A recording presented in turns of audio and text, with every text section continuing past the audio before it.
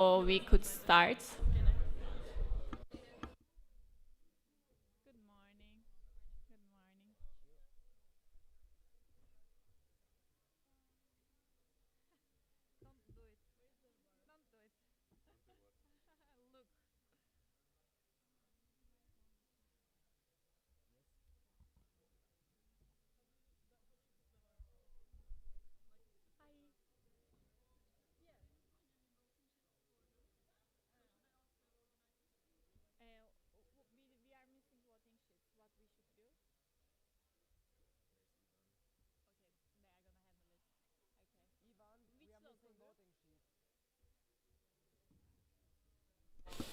Okay, for the delegates who are missing voting sheets, can you raise your hands so we can help you with the voting sheets? So we are missing here three, two, yes, three. Three local groups are missing their vote. Four local groups are missing their voting sheets. So organizers will help us. Okay.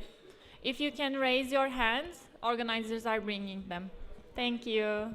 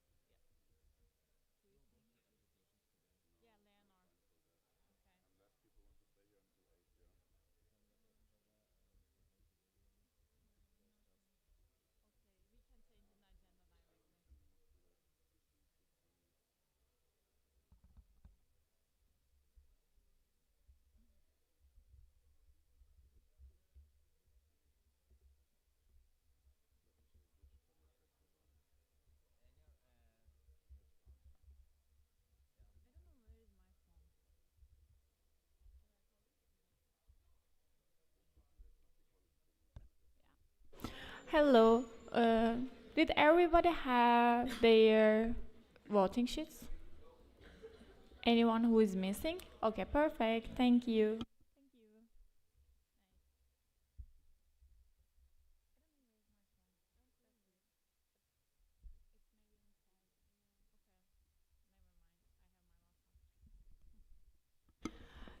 So, yeah, we are about to start now. Thank you for being on time, guys. That's very nice to see you all here. Last day of the council meeting. Yay! Okay. Firstly, I would like to start with some comments about yesterday, last point of the General Assembly, because we had the discussion regarding the organization and there were some comments and questions. We are truly sorry that we couldn't understand the last question because of the microphone problems. And we would like to thank Leonor and also Ayça for standing up for the situations that they see as the problems. So it's always very welcome from our side that you are standing up for the issues that you face. and we will figure it out how the problems can solved. Board already did it yesterday for some of them, but if you have more problems that you see, you can directly approach here and we will just help you. So thank you so much. Okay, thanks. Now we start the General Assembly, and I open the agenda point 52, quorum of the council and enlistment of the votes by proxy. And I call Tom. Yes. Yeah, also one small reminder from my side to the quorum. Please no national songs. Okay, then I'll start with the fun names today. VWI, Hochschulgruppe Aachen e.V.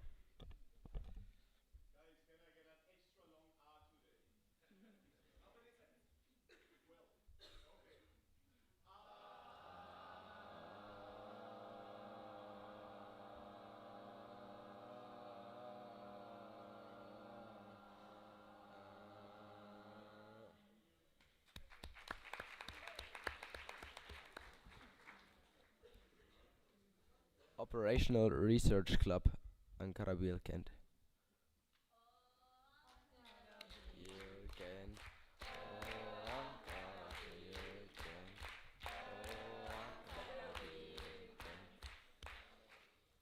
Thank you.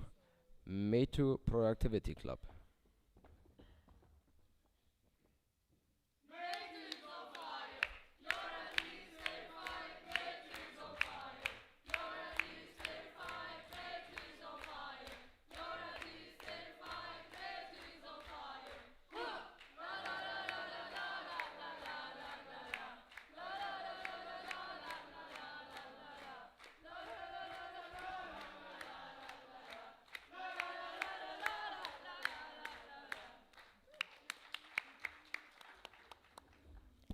Thank you. Local group Sigma Clermont Auvergne excuses themselves. Associación de Ingeniería de Gestão Industrial de Aveiro, Associação Engenharia e Gestão de Aveiro, AEGEA.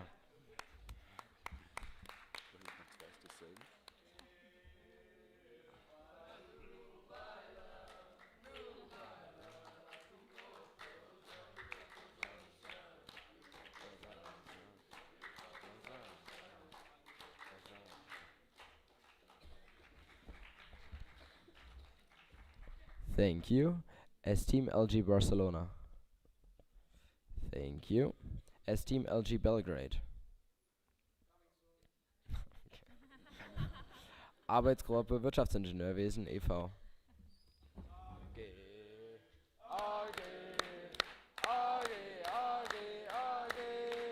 Wir sind Berliner, wir sind Esteamer. Ja, das ist eine AG. AG, AG. AG, AG, AG, AG.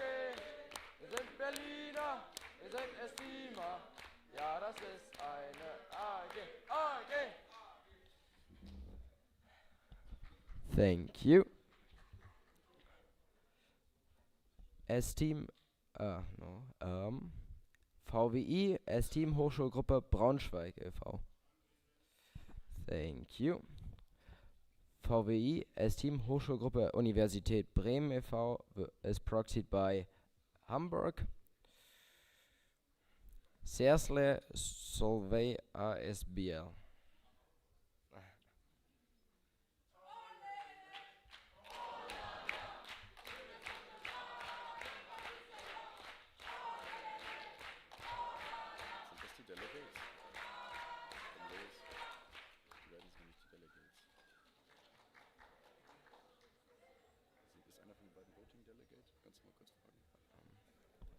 Is one of you the voting delegate? Okay.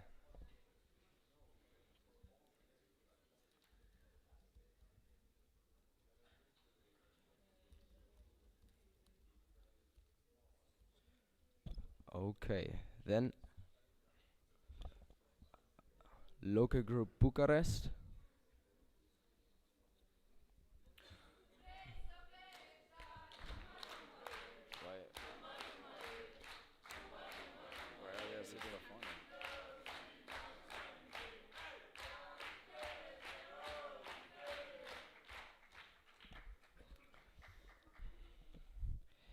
IGEA Ingegneria Gestionali Associati.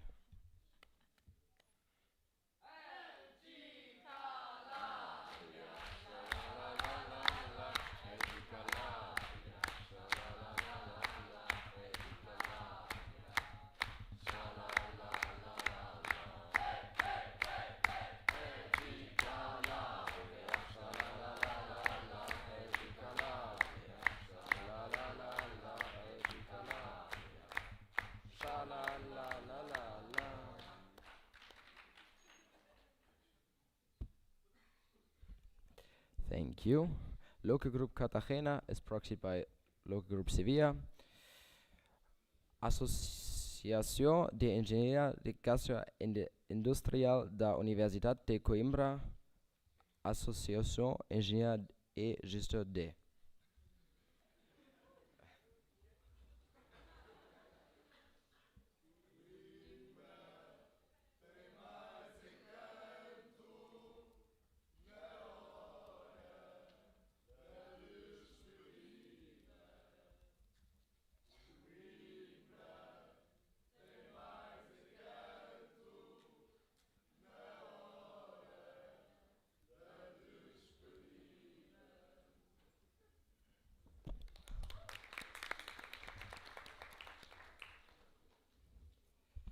Thank you. VW S-Team Hochschulgruppe TU Darmstadt e.V.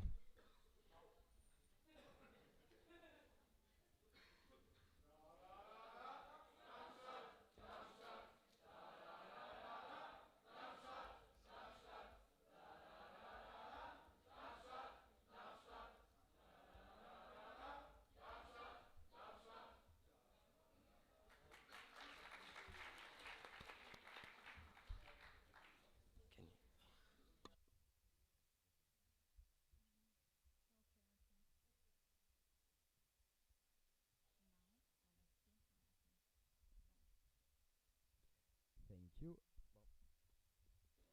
Thank you.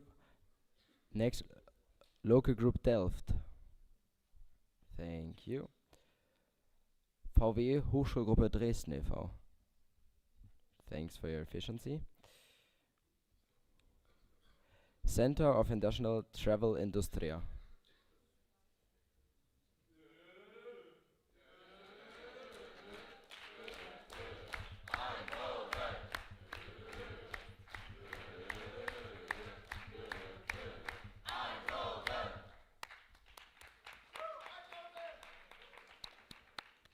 Thank you. Local Group Famagusta.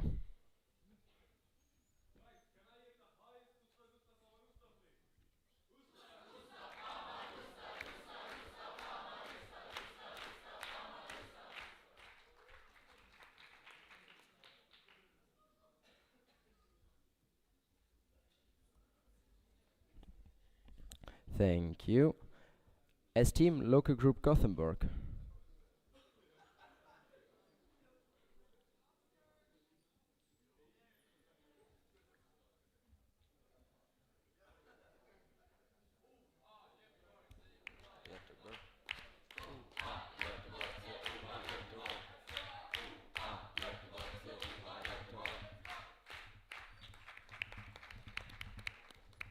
Thank you. Wingnet Graz.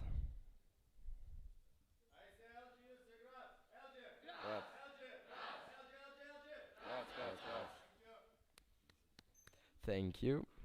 S-Team Grenoble. Okay. TBV Lugos. Thank you. VW S-Team Hamburg e.V.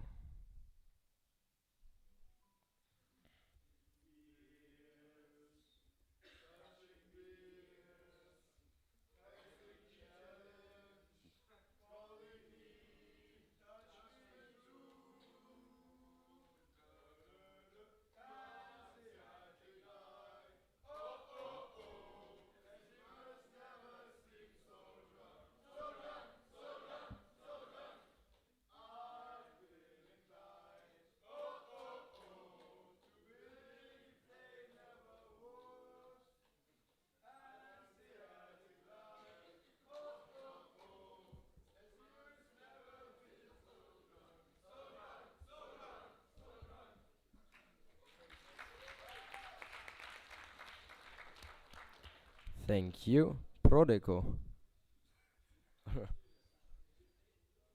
That's what I.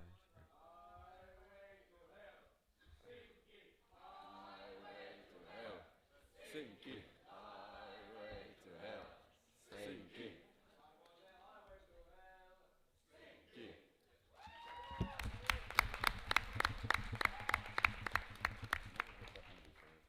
Thank you. Swing an der TU Ilmenau e.V.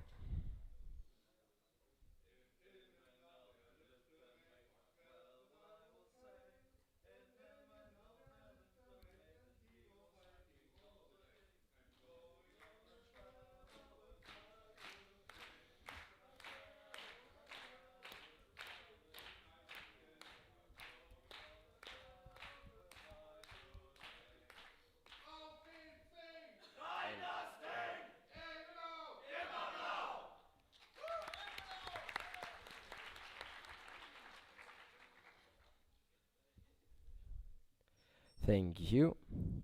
Bozici University Operations Research Club.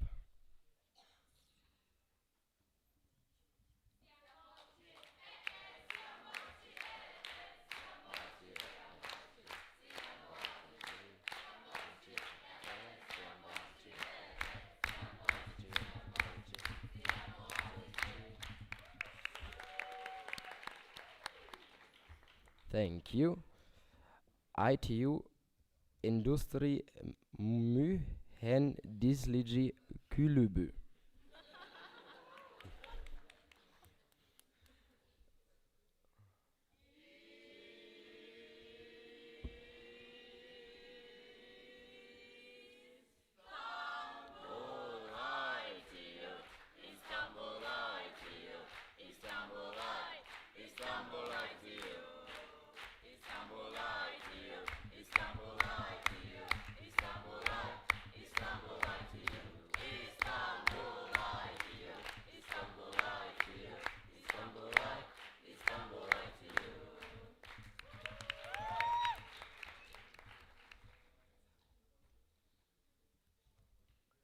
Thank you. Kalite ve verimlilik kulübü.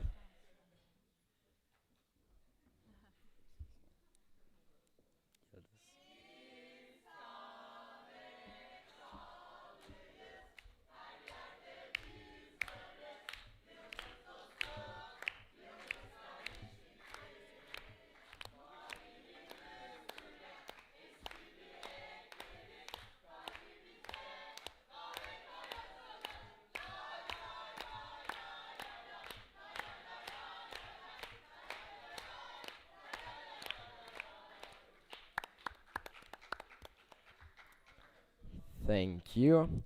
Ismail Industrial Engineering Association Club.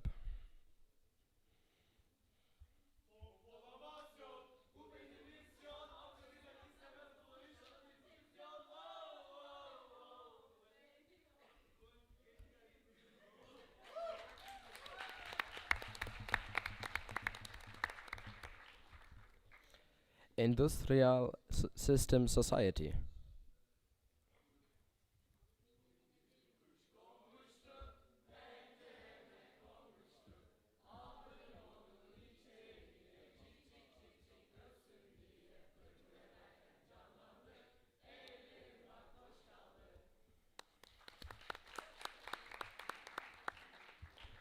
Thank you. VW Hochschulgruppe Kaiserslautern e.V.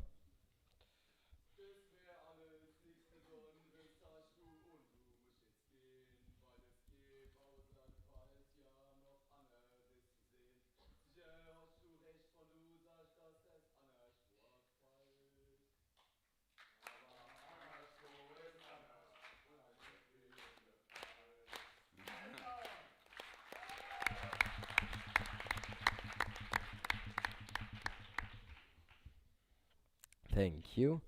Esteem Local Group Karlstadt is proxied by Gothenburg. Student Science Circle Management AGH.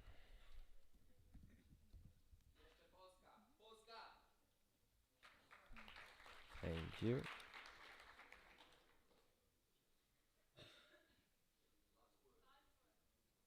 Oh, I was too fast, yes, once again. Sorry. VW Esteem Hochschulgruppe Karlsruhe e.V.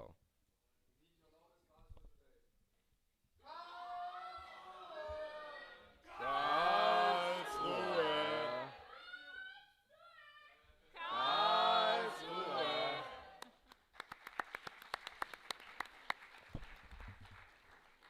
Thank you. Esteem LG Kiev. Thank you.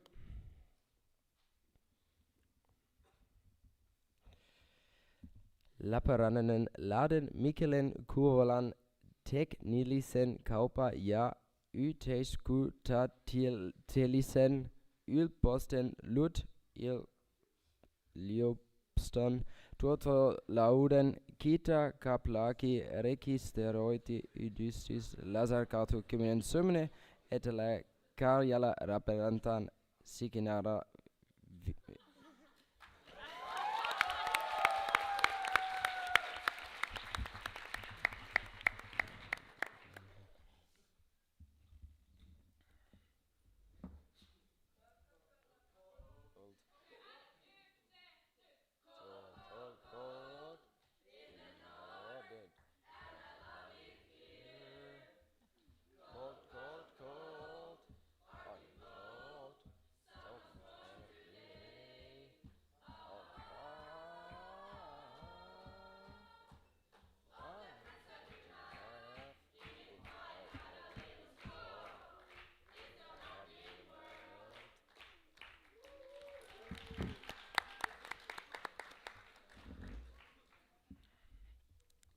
Thank you. Esteem LG Liège.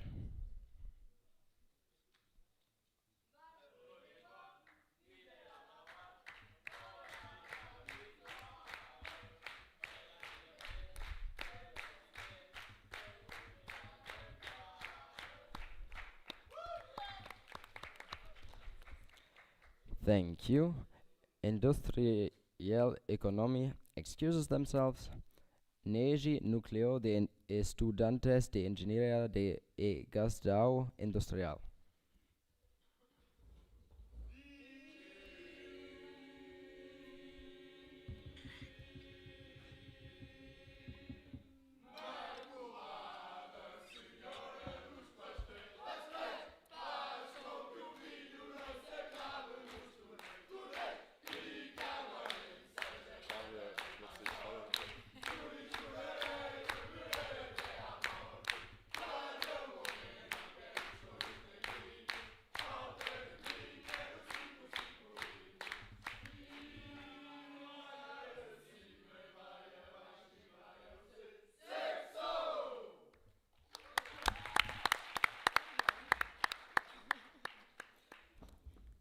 Sektionen for Industrial Economy LTU.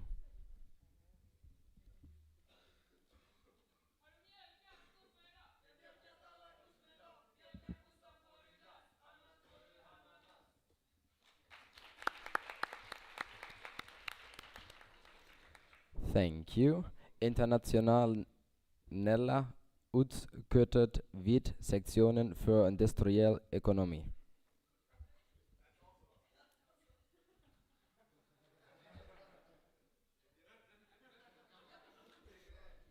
Okay, then one's local group Lulea and one's local group Lund.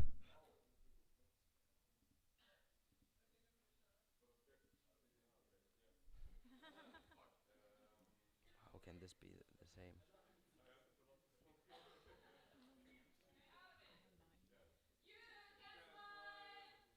Can smile.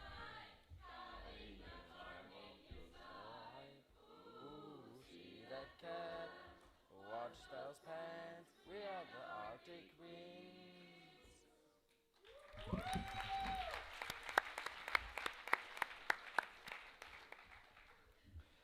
Esteem LG Lyon. Thank you. Esteem Madrid excuse themselves. Negium LG Minho.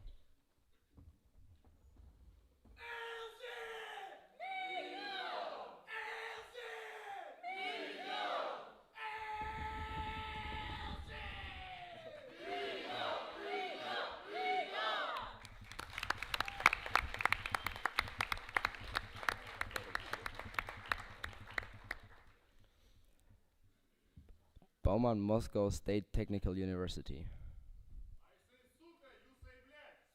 Blair. Blair. Okay. Oh, wie heißt eure vollständig? Okay. VWI Hochschulgruppe München e.V. What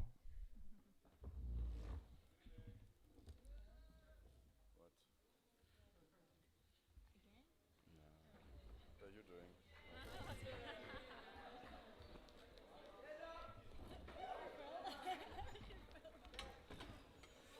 Oh, but shit, Novi Sad.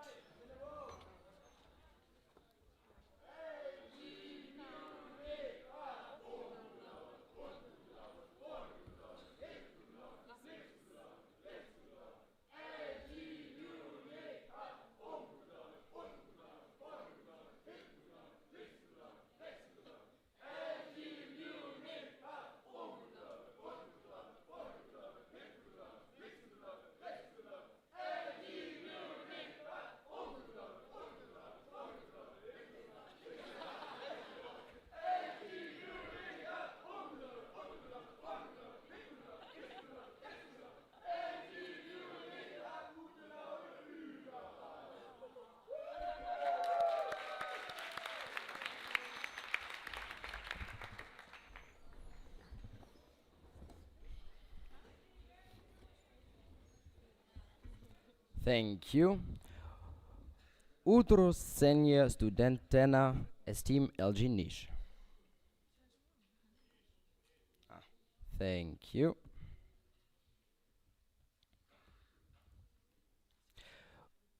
Udruženje industrijskog inženjerstva i menadžmenta lokalna grupa IMM Novi Sad. And Esteem. Not Esteem.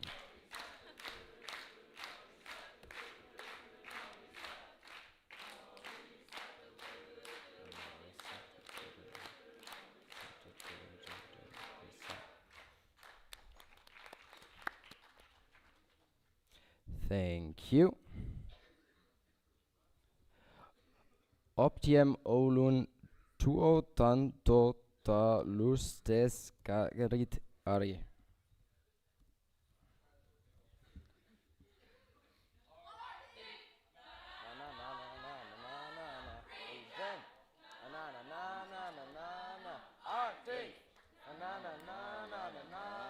Region.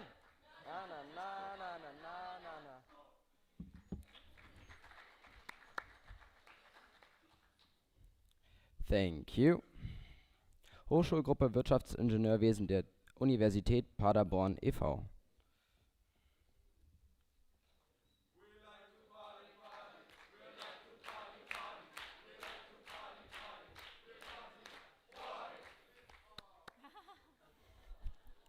Thank you. Greek Students of Industrial Management and Technology Piraeus. Thank you. AEG-I VEUP.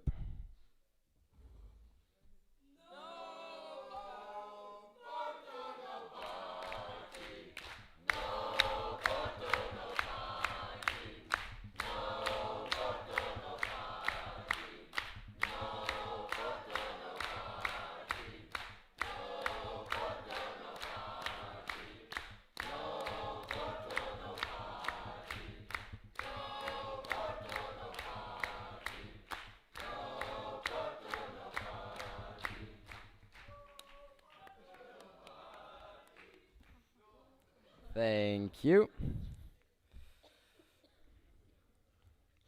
Esteem Lokalnaya Grupa St. Petersburg.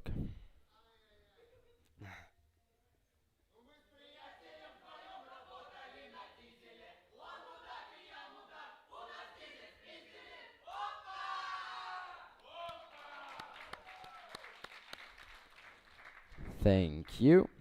Esteem Local Group Sevilla.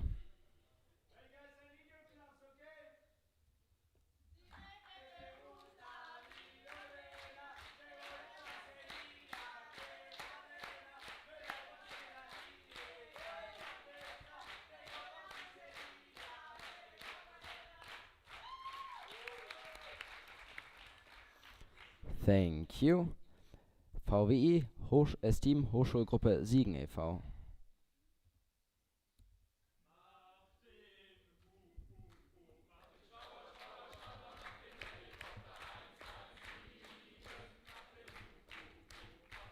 Oh shit, das kann ich nicht lesen. Ich mach das ja. Thank you.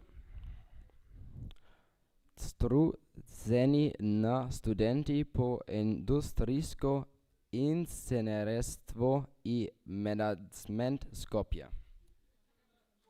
Thank you.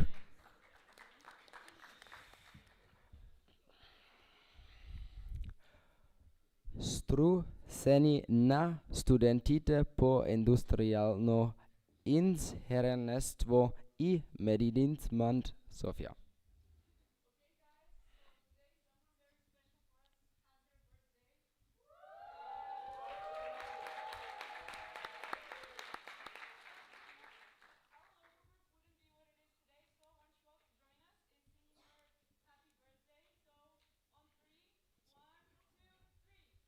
Happy birthday to you. Happy birthday to you. Happy birthday, dear Tanya. Happy birthday to you.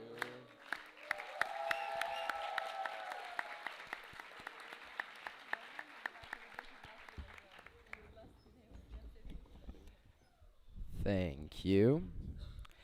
THS Sektionen für Industrial Economy.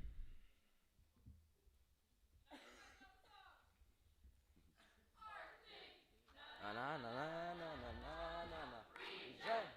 Na na na na na na na na. Arctic. Na na na na na na na na. Region. Na na na na na na na.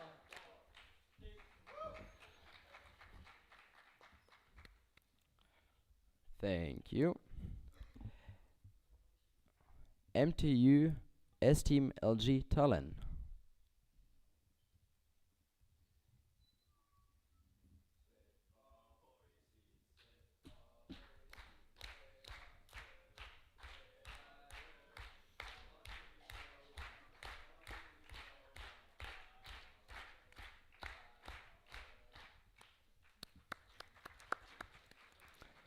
Thank you.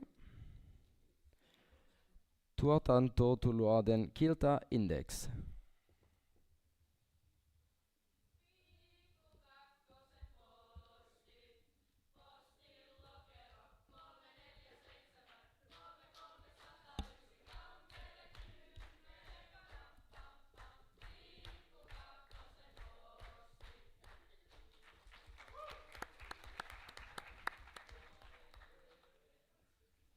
Thank you. Esteem Muresh Association. Hoppa! Hoppa!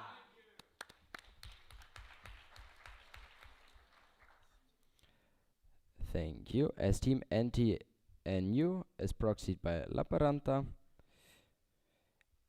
Tutti RI.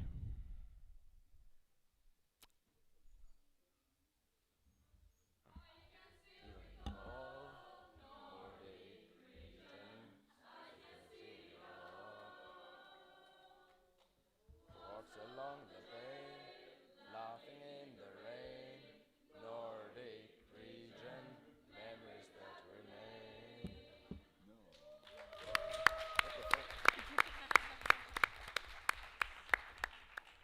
Thank you. Wingnet Wien.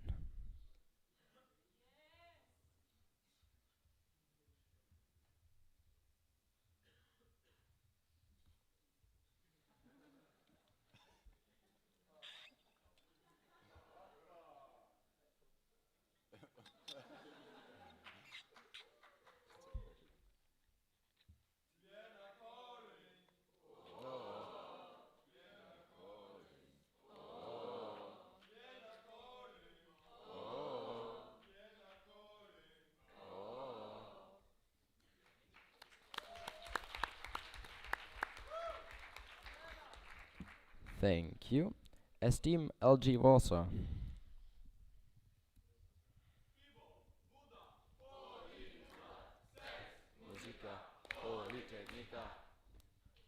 Thank you. Esteem local group Xanthi.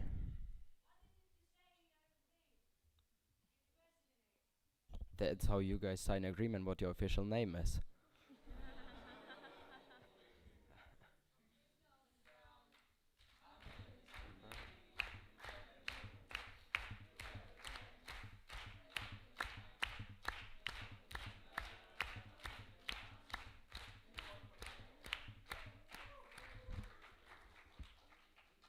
Thank you. Studenti industriskog in Silvesta I Medasmenta.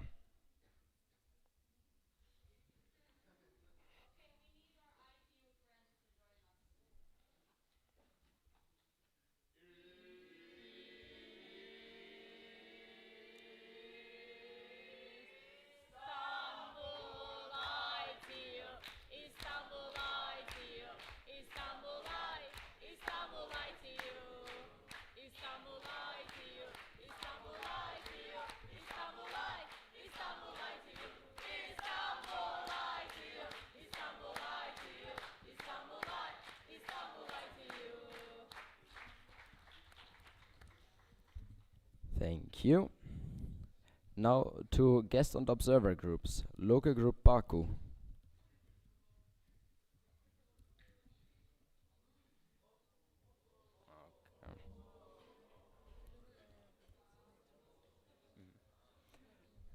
Local group Budapest.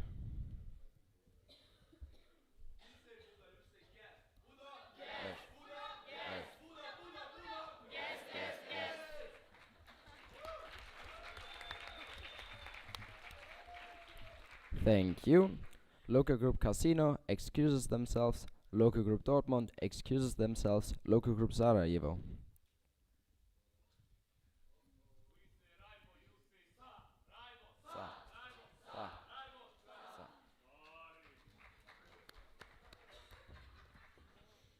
Thank you. Local group Sibiu.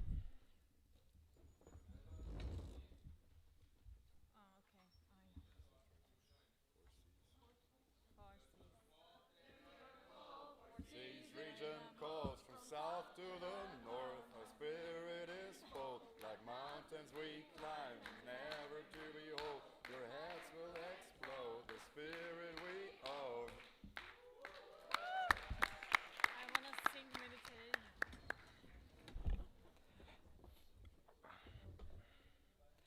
Thank you. Now to our partners. Guys, please. I know it's early morning, but still be quiet. Thank you. Asociación de Género de Estudiantes. AG. Del Europe? Ah. Okay. Thank you. Board of European Students of Technology.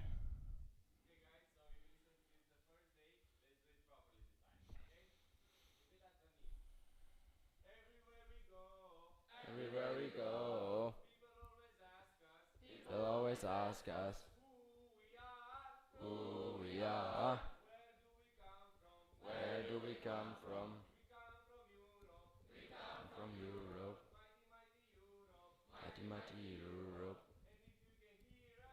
And if you can hear us, speak a little louder. Everywhere we go, people always ask us who we are, where do we come from? We come from Europe, mighty, mighty Europe. And if you can hear us, speak a little faster. Everywhere we go, people always ask us who we are, where do we come from? We come from Europe, mighty, mighty Europe. And if you can hear us, cut it.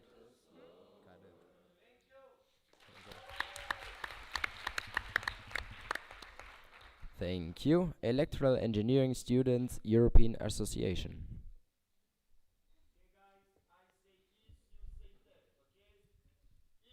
Tag. Tag. Tag. Thank you. Verband Deutscher Wirtschaftsingenieure e.V. VWI.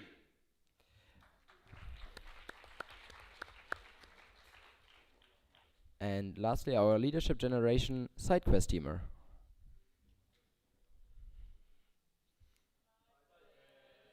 Side quest.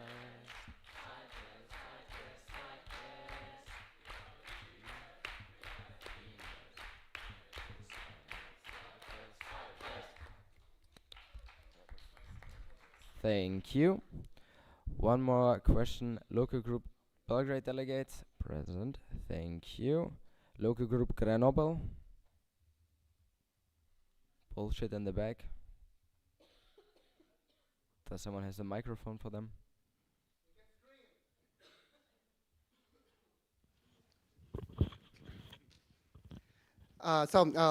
Post-Turn local group St. Petersburg. Tom, I presume you were scared of our official name. That's why you used kind of unofficial. So maybe we can shortened version. So maybe we can make Tom pronounce our full legal name. So the version we actually sent was a little bit longer. So the bullshit point is for VP of Administration to pronounce the full name sent in the chat of local group St. Petersburg. Thank you. We would like you to suffer. Okay, I will try my best. St. Petersburgskaya Obczeszewania Molodeszczenaya Organizacja Studentów Sankt Petersburskiego Gozdarstewnego Ekonomicznego Uniwersytet i Książki Promyśleni Engineering i Management.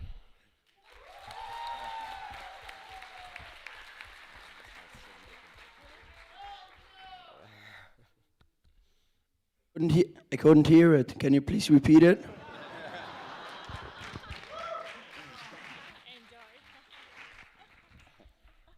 Of course. Sankt Petersburgskaya Obczeszewania Molodeszczenaya Organizacja Studentów Sankt Petersburskiego Gospodarczego Ekonomicznego Uniwersytetu i Książki Promyśleni Engineering i Management.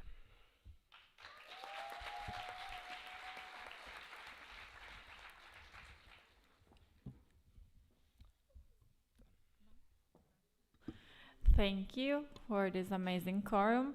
Now I close the agenda point 52, quorum of the council and enlistment of the votes by proxy. And I saw that some of the leaders are missing in the morning during the quorum. So if you see any missing leader, you can just text Esther because we are gonna have punishment for them after the lunch. Yeah, okay, thank you. And now I reopen the agenda point 9, agenda point change, and I call Adrian to the stage. Thank you. I'll just stay sitting here because we're already a little tight on time. Agenda point changes for today. We're so tight on time that I couldn't even make a presentation, but it's just one small thing. We realized that the announcement of the results of voting session 3 were missing, so they were added now under agenda point 61 exactly, and that and we moved the CM photo forward to happen right before lunch because we need daylight for that. We will have a CM photo once inside and once outside, and it was so far now back in the agenda that it would have been already dark. So CM photo is now before lunch. It was changed from agenda point 71 to 58, and voting result 3 was added, and that's about it. And then of course the other agenda points were updated accordingly in terms of their numbering. Is it clear to everyone, or do you want to see it? Yes, I liked if you give me a thumbs up. Okay. Thank you. Perfect. Then we call voting committee to the stage. And we will have open voting quickly.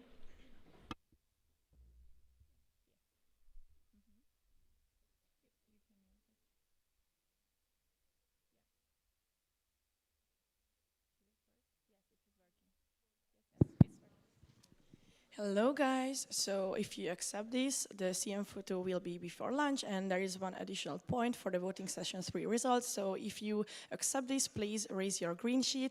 If you do not accept, please raise your red one, and if you want to stay abstain, please raise the yellow one. Yes, and hold it for just a minute so Inchi can take a photo.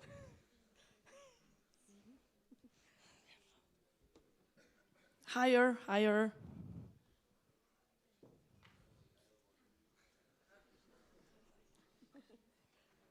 So it's accepted. Thank you. Thank you to voting committee. I closed agenda point 9, agenda point changed. I opened agenda point 53, voting results 2. And I call voting committee again to the stage. What do we have like that? Is the pointer? Ah, it's over there.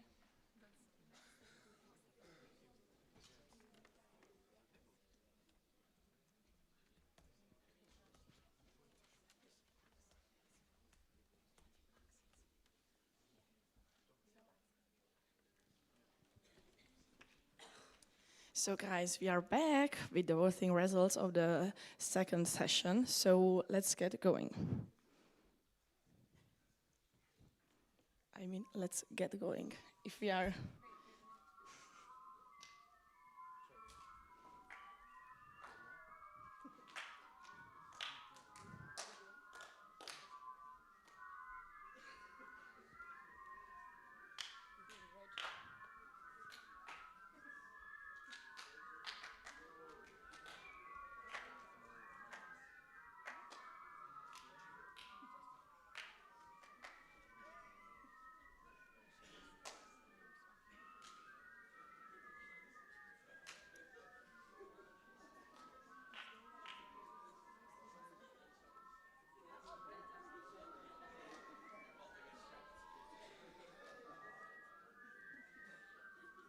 So we're back. So the first one that you had to vote on was the approval of the budget for the association year. And casted votes were 65 and the required was like 44. And the results are...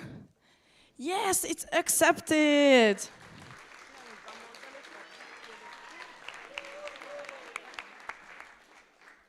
All right, so moving on, the next one was vote of intention, investigation of a board house for esteem. So as you can see, there is no required majority because the board just wanted to know your opinion about this topic. So the results are, can I get some drum rolls? Yes, the 36th board will investigate of the board house of esteem.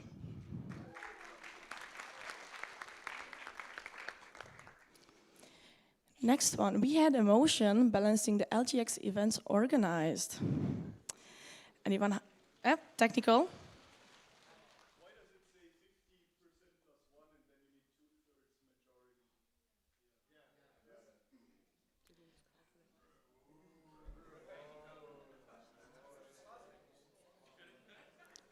majority? I'm so sorry. Thank you for pointing it out. Yeah. Yes, so we made a mistake. I'm so sorry for that. So for the required votes, it should be 33 there. Thank you for pointing that out. So moving on, the motion is accepted.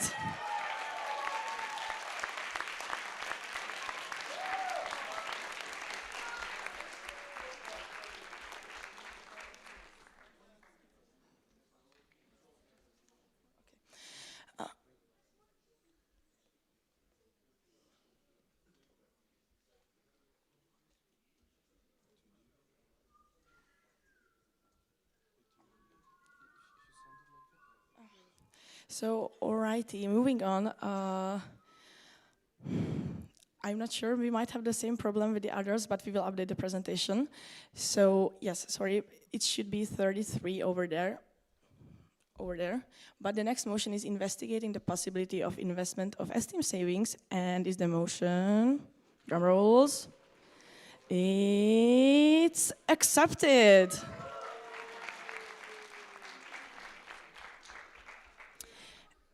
And we had the third motion, checking member requirements for Dortmund. And also it's 33. Let me just clarify that. And the motion is accepted.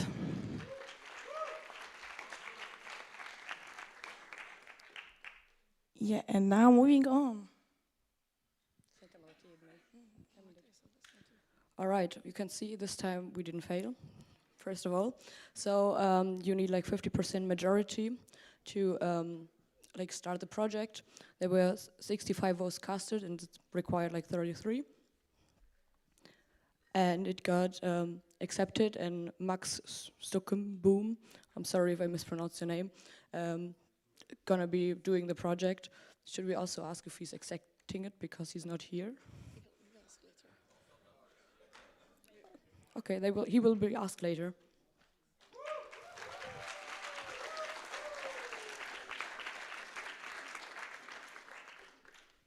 Okay, now the application of the vice president. Again, we need 50% majority. Drum rolls, you're doing it perfectly. It's Esther, congratulations.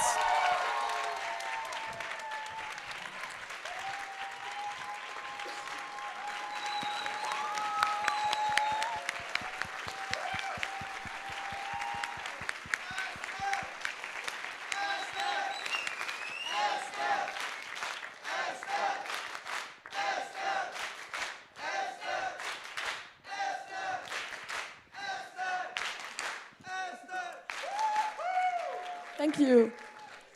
So Esther, very, very important question. Will you accept the position? Of course I accept the position. Thank you.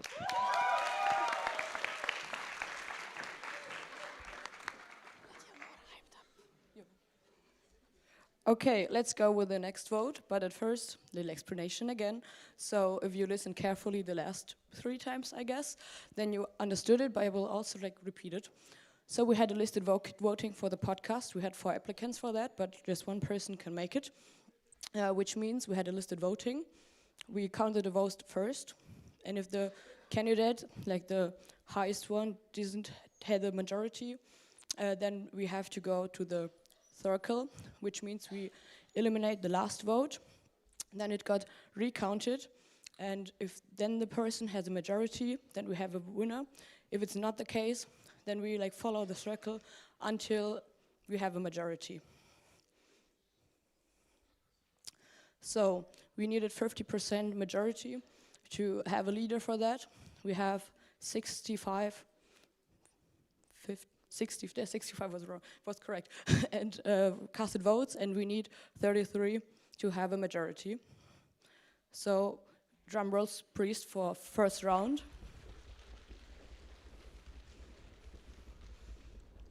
I'm sorry if I'm mispronouncing the names again. So the Theodora Maric got 30 votes, and there's still no majority. Tatiana Irogova got 15, Bartolomiej Polawski got 10, Eukia Kurek 6. Do not start the project 1 and reopen nomination 0. There are always 3 votes abstained. So you see there's no majority. That's why we have to delete the reopen one. So no one is elected yet. And we have a second round, drum rolls again. Okay. So again, there's no majority, unfortunately. I will not read out the names again because we're out of time. So again, nobody got elected, and we will delete the not to start the project. Drum rolls again.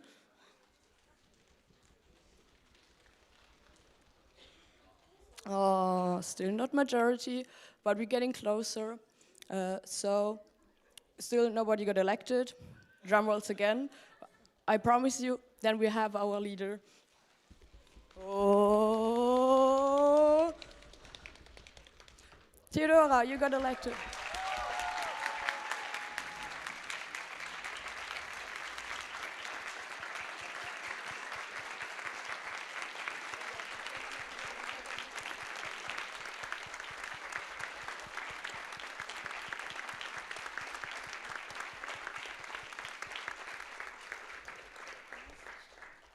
Theodora, do you accept the position of the esteemed podcast leader?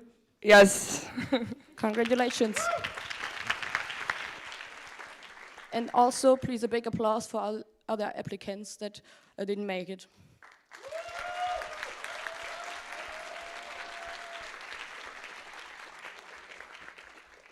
Thank you. Thank you so much to the voting committee. And now I close agenda point 53, voting results too. I open the agenda point. Yes.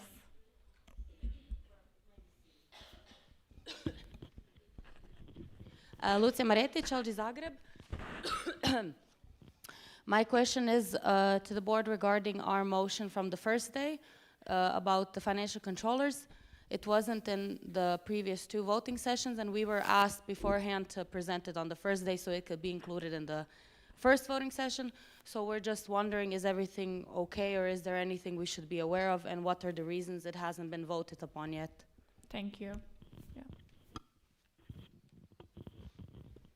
Yes, everything is okay. I can assure you it will be in the third voting session.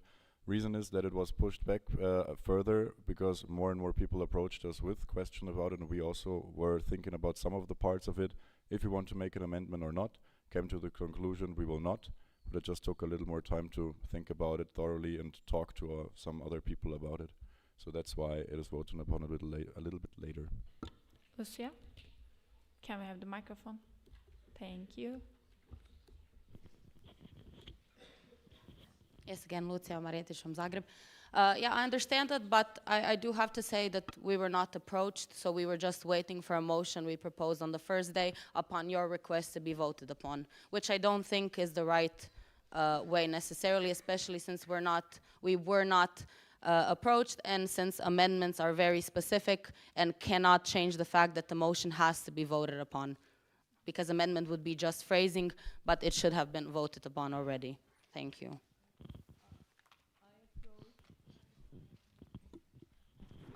Now working. I approached Adrian yesterday. It will be voted upon the last session. Okay, may we have let's discussion later on? What do you think? Would it be okay? I mean, I think I need to make clarification. You did not approach me. I asked you why it was not in the second ballot. That's different, but that's not a conversation to have here. Yeah, okay. It will be voted upon today, so we can move forward with the motion for sure. Thank you for raising it out. And I will now open the agenda point 54, board report of the current association year. And I would like to call 36 to the board, to the stage.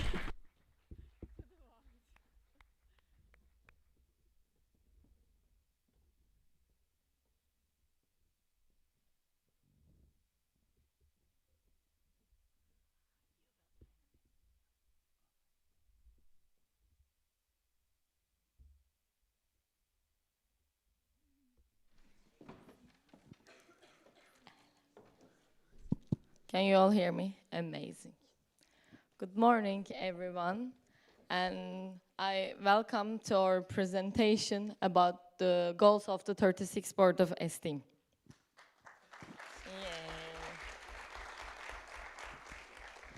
Okay, we are truly happy to stand in front of all of you about what we have worked upon for until like a few months that we worked as a board. And what are the board goals?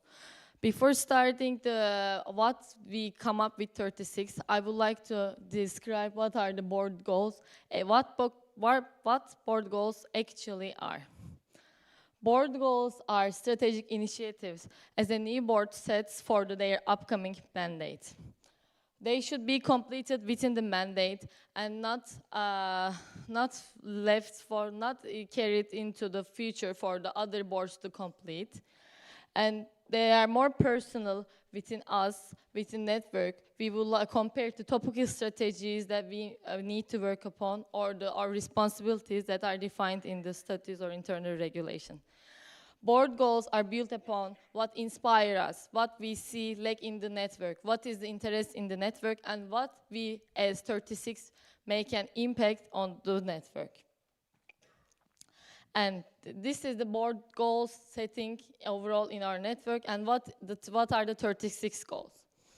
We have 3 goals to introduce. One is the leadership development. The second one is perception, strengthening the perception and image of STEAM towards IAM Europe. And the last one is STEAM is a playground. Okay, who checked the alien post about the board goals before coming here? Can you raise up your hands? Amazing. This presentation is a high level of view of our board goals. For you to see the details, you can scan this QR code, and then you could read through the red deck to get more information about. Our agenda will be explaining what is the mindset when we creating these board goals, which structure that we followed by explaining the leadership development, strengthen the image and perception of STEAM towards IAM Europe, and STEAM is a playground. Now I will leave floor to the Marta to continue. Okay, so to build our board goals, we started with the end in mind. So we started with what change do we want to see, what do we want to leave our mandate with, and what impact do we want our mandate to make in STEAM. And this led us to think about the future and the impact. But the impact with no visualization of what do we need to do today is just visionary dreaming. So we need the input. We need to know what to do in our daily basis. And for this, we need to reverse engineering. And the methodology that we used for that was the theory of change. Why was this methodology so important for us? Because the impact is hard to measure, although the clear desired effect and change, so the desired effect is clear. However, if you come to the input, it is often easy to measure, but the desired effect is not so clear. So for this, we needed some intermediate steps that this theory provides us. And these intermediate steps are respectively the output and the outcome. And why are they so important? So from the input, this represents the actions we take and the resources we spend. And while the output is the result of our inputs, so it is the quantity of effort. If we go on to the outcome, that means the shift that results and the quality of effect. And that goes after to the impact. So we basically reversed engineering and we started from the impact to the input. So if you analyze our red deck, that's how you should analyze it. And this graphic is a very didactic way to understand how these parameters connect to the different steps of our methodology. So from input to impact, we can see that the desired effect becomes very, very clear. However, the controllability decreases and the measurability becomes very, very hard to measure, basically. So this is, if you read our red deck, this is what you can find, for example, for the leadership development goal. And let's go on. So basically, we use 2 main steps for this. The first one is the theory of change, and then we also used some checklists to understand if the goals were according to our principles and if they would make sense for a team. The first one, SMART goals, all of us know them. And the specificity can be seen by the extensive theory of change map, while the measurability comes from the inputs and the outputs. And the timeline is our mandate, so no operational work should be handed over to the next board, only the vision of our goals. And we also included the clear checklist and the pure. Those are rather second-tier checklists just to understand if all makes sense in the big picture of STEAM. And I'll hand over the voice to Adrian. Thank you so much. So let's get into what the actual goals are And we have leadership development up here. What is there to say about leadership development? We're not the first board to observe this. Everyone who has been to a CM has seen that often we have very little board applicants, we have very few service leader applicants, and also in the open calls following that, when the committees and other task groups are being announced, we see not a lot of applications. So that is one part of it. The quantity of leadership applicants. On the other side, many people that are active here in this team, they are in the very beginning of the leadership journey, they are quite young, and we do see that some people struggle quite a bit with the challenges that the leadership mandate brings to them. So here we have to,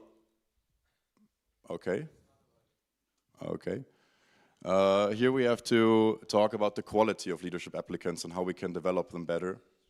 And so these two things lead us to, if we want to have a higher quantity, we need to attract more talent, more leadership talent into the network. If we want to have better leaders or more equipped leaders, we need to create better development opportunities.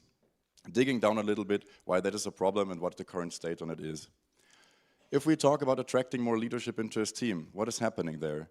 Right now, leadership in his team is only visible once you're in the network. Even more maybe once you're active in Centralist team. People join his team for the travels and for the events that we offer. You might have joined because you were going to Europe 3D, or you are going to a local group exchange with your friends, or joined an LSS course. But right now we do not have an event offering that attracts somebody that thinks, oh, I want to be a leader. I want to develop my leadership skills. And we do not have this right now in the network, and we believe it's missing, and it could help greatly in establishing such a leadership journey for S-Team. Let's dig a little bit more into the creating better development opportunities. Everyone who has been around in the network for a bit knows that we have a couple leadership-related events. That is training next leaders, training new leaders, leaders forum, leaders gathering. But the problem with those is that the content is not really cohesive, and also the focus there is not really on leadership development so much. A little bit more in the first two ones, but it's not really the thing that sets up the people for their journey. And they're also mostly targeted only at S-teamers that are already leaders. We are having our touch point here too late in the journey of theirs in the network. So, putting these two things together, attracting more leadership talent into the network and creating better development opportunities, we found one solution, not the only one, but one thing that we want to do about it that we believe will have quite an impact, and that is creating a leadership development program. And what are the boundaries or what's the framework around it? It should be open for all S-teamers to apply, not just for people that are elected leaders. We want to catch those that want to be leaders before they even might be ready to step up. It should be designed in a way that it makes people join S-team for it, just like people join S-team for the LSS course or for Europe 3D. It should be designed by a professional, should be backed by a recognized senior leader for credibility, should offer a certificate of theory for completing the program and a certificate of practice for completing a leadership mandate in his team after you ran through the program. And it should be a journey, not just a single event, but a journey with an offline and an online part that extends over a couple of weeks. We're talking 8 to 10 weeks here. What did we do so far? Yeah, we didn't just think about it, we actually got to action. So we created this framework around it, these boundaries. We got in touch with a professional who started developing the content. That will be finished by the end of the year.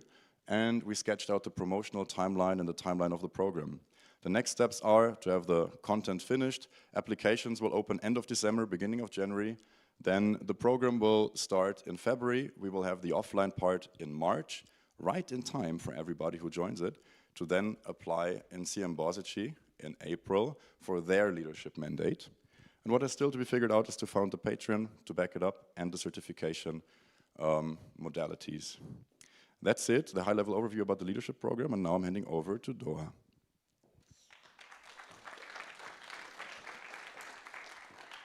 So let's continue with our second goal, which is strengthening the image and the perception of esteem towards IAM Europe. So this goal tackles a strategic challenge. The gap between how we are currently perceived and the high-value image that we should have to influence IAM Europe. By saying IAM Europe, I am mentioning all of the IAM stakeholders that we are currently interacting with in IAM field, meaning NGOs, universities, IAM students, professors, companies. All of those counts in IAM Europe. So, sometimes we came across as a travel network, but In the reality, we offer much more. We offer personal and professional development, and as well as we are the connector between academia and industry within IAM students. Then there is this match between our real value and how we perceived, and our external brand limits our impact. We ask this question to ourselves: are we doing our best in showing all of the offerings and the values that we have in esteem to IAM Europe? And then we thought that there are a lot of rooms to improvement. So why this goal actually matters to us, why we want to work on it. A stronger image and the better visibility open new doors, new collaboration with universities, new collaboration with companies, more engagement and visibility in IAM Europe. Those new doors open for esteem also creates better and new opportunities for esteemers. And at the same time, we want esteem to be seen as the voice of IAM students in Europe. That's why this goal matters for us, and we want to work on it. But how? So, step one, we should understand where we are currently, and with the service that we are going to conduct to our IAM stakeholders, we should understand how esteem is currently perceived, and also what IAM stakeholders value. After understanding this takes us to the second step, which is defining a clear direction on where we want to go, and developing a plan to convey this desired brand into esteem. And then after defining a direction, the step 3 will be acting on it. And we will take actions, and we will be basically implement and create some high quality content with brand guides compliant, of course, in our social media accounts, for example, showcasing our activities and our impact in NGO, and also professional networks such as conferences and external events. And then we will be also supporting local groups with the PR, and also we will be providing some tools that they can interact with their local IAM stakeholders. As well as we will be advocate for our mission, our vision, esteem's values, and we will make sure that everyone hear about it. And later on, as well as we are planning to also actively search, promote, and create IAM opportunities for all of you, all esteemers. So, I just want to give an example. So these are the inputs that we are currently, you can also read them in the read deck. So just an example, this is one input. So all of the inputs has actually some action points planned. So for example, this is about increasing our target social media use and highlighting. And then we have several action points such as having podcast episodes with alumni and etc. You can read more detailed in Ilium.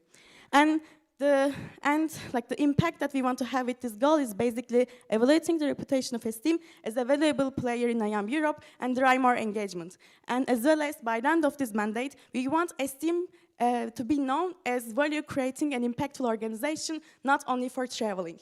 And finally, increasing our visibility and being the voice of the IAM students across Europe, because the stronger visibility that we have, the stronger esteemers' voice will be echoed during the whole across whole IAM Europe. And as well as I will be giving my verse to Esther.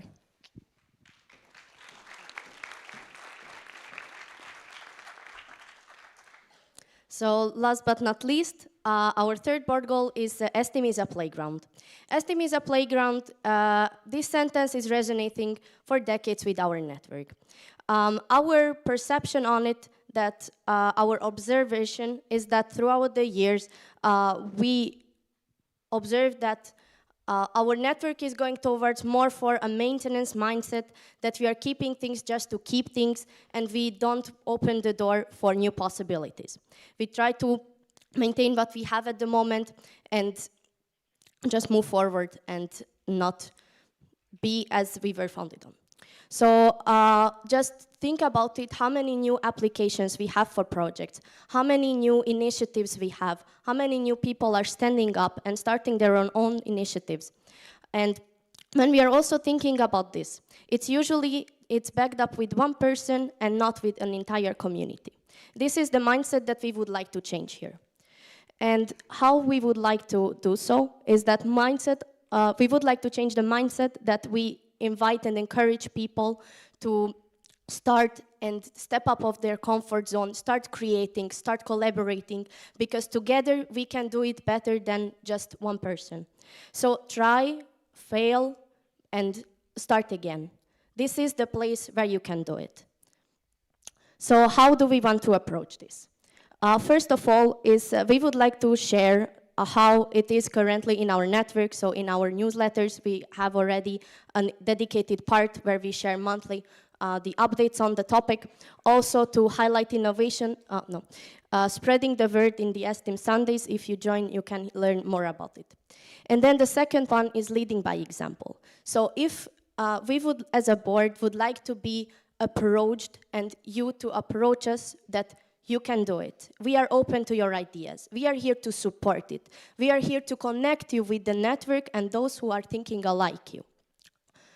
So I also brought one example how in action it would look like, as it's a topic a bit broader and probably not as easy as to understand as the first two goals.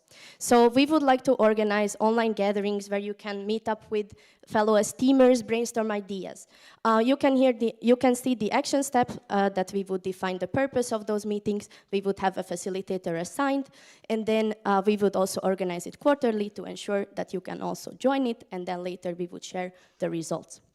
So STEAM is a playground. It's a safe space, it's your place, it's your playground. You're all invited. And then trying is always better than an idea not raised upon. And then collaboration inspires innovation. Together, we can do it better than alone. And I will hand the mic to Tom Lewis. Thank you. Yeah, you saw now our board goals. First one, leadership development. Second, strengthening the perception and image of esteem towards IAM Europe. And thirdly, esteem as a playground. This was an overview to really make you understand how it's done and what we think of, what are our thoughts behind it. But you might wonder, as we're all engineers, how can we really measure our success? At the end of the year, how can we say we achieved what we planned in the beginning? We talk a lot about how we do, what we want to do, why we want to do it, but how can we actually say we did it? And there I want to give you 3 examples for each goal. We have always one input. For example, developing a strong promotion strategy, and then how do we say we achieved it? For the leadership development, for example, if we have 10 applicants, 10% of the applicants from esteemed newbies, we would see this as achieved. For the goal 2, we want to really initiate more with our partners, potential newbies, and really actively reach out. If we do this and manage it successfully, we would have 3 newly closed partnerships in IAM. That's what we strive for. And lastly, promote ad fundum award. Yeah, of course we can promote, but what does it success means? It means that we have 2 more applications. And this, I really want to emphasize you, take your time to read through it, because of course it's important why we do it, but that you also understand what we do it and how we do it. You can do this here again, once more, on the Alien post, and there we split it really in detail, so I encourage you to read it, even if you didn't before. If you also want to get involved, understand it better, read this. Thank you.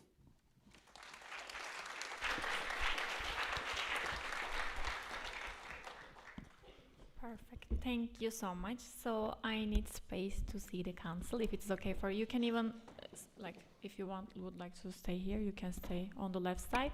So now we have time for the questions. We have 15 minutes. So if you have any questions regarding the board goals to our lovely board here, you can stand up. We will start with the delegate here.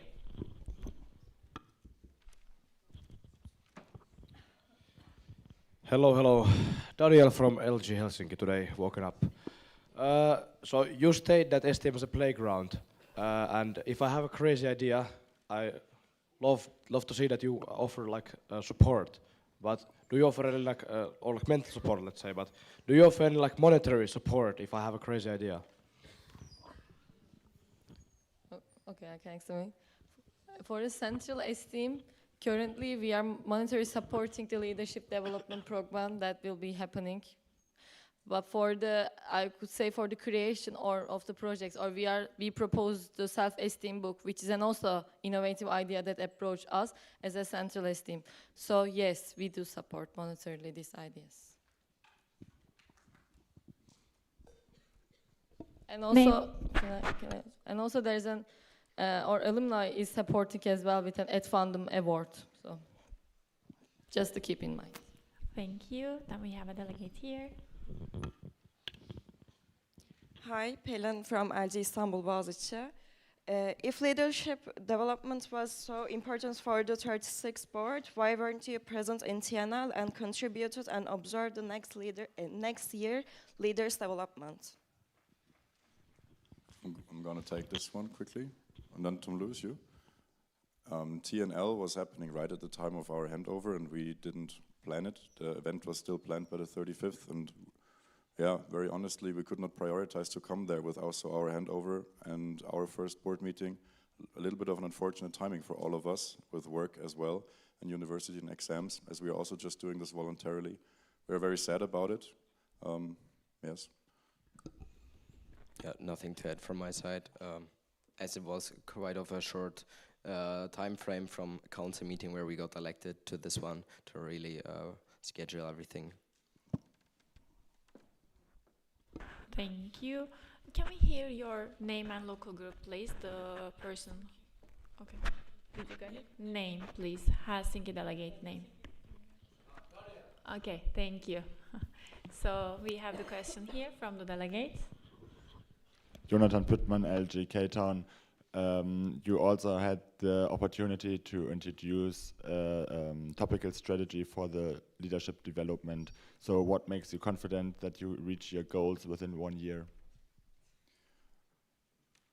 If we had introduced a topical strategy, then it would have most likely been a longer time frame, but very, very early on in our mandate, we decided that we will not introduce more topical strategies than we will close. And so far we have not closed any, so we will also not introduce any. That is one thing. And the second of all is, you have seen the time frame that is now set up. The development of the content will be done by the end of the year. The program will be launched immediately, because we are here to execute. We're here to build. We're here to try the things out and see if they work, rather than discussing them for months and months and months. And with this more entrepreneurial approach that I would call it, I think we're going quite well and we will see results fast. Thank you. Thank you. Guys, I have one technical. I am not able to see over there, so if you can move. Yes, thank you. We have an ex-boardee, right? Joel, do you have still a question? Okay. Then we will continue with the delegates. Yes, so regarding the, Moritz Gärtner, LG Kaiserslautern. Regarding the leadership development, it's more like concerning the part, like people who already want to become leaders, they can then go to leadership development and then they can learn the skills. But do you also target to, for example, include normal esteemers who don't really perceive themselves as leaders already, and them getting the idea of actually becoming leaders? Because currently, like, there's an event, okay, people can go there, but how do the people actually get the idea implanted in their head to, like, to become leaders? And I don't really see that in your proposal. Very good question. You are an LSS instructor, right? When you went to your first LSS course, was it your goal to become an LSS instructor afterwards, or was this idea implemented once you were there? Okay, I think it very much applies the same way also to the program. You need to have some first initial spark in yourself to say, I am interested in the topic. And then I believe very much once you are in the program and you see your cohort and you bond with them and you feel inspired to now not just have the theory apply, but also apply it in practice, that we will see quite a big portion of the attendees of that program then also apply for leadership. The other thing that you asked was, like, how will we make sure that we get the people before they know they want, or did I get that wrong? Yes, I mean, this is why we want to catch them on the same level as with the LSS course and any other S-Team event, that it becomes very, very visible to people who are not even yet in S-Team, that just walk into their guild room, see a poster about it and think, oh, at one point in my life I want to be a leader, I want to have a leadership position in a company, I could start now developing it, and here's an offering for me to do that. Do you have a follow-up question, or is it clear for you? Okay. Then we will continue back first, here. Tobias Stöver, LG Hamburg. First of all, thank you for your presentation. I think it was really good and you have really good board goals. And I wanted to ask who of you will focus on which board goal? So I think you will work on these together, but maybe you split it a little bit up. Yeah, so basically, like, of course, we had a different approach, so these board goals didn't, yeah, I was gonna ask for the slides. So I will also show the chart to you. This mindset came from our predecessors. They mentioned that you don't have to have one board goal that every single board member agreed on, then everyone is so willing to work on it. But rather than, you can have different board goals with the people who has different interests on it. So as you can see, those are the people, I mean, every color means any other, like a board member. And for example, the orange wants to work on the board 1 and the board 2. So we have different interests on board goals. I personally would like to work every single of them because, as you mentioned, the PR of it is also really important, and etc. So we can further mention who wants to work on who, maybe within the Google chat specifically, but this is the mindset that we had while creating our board goals.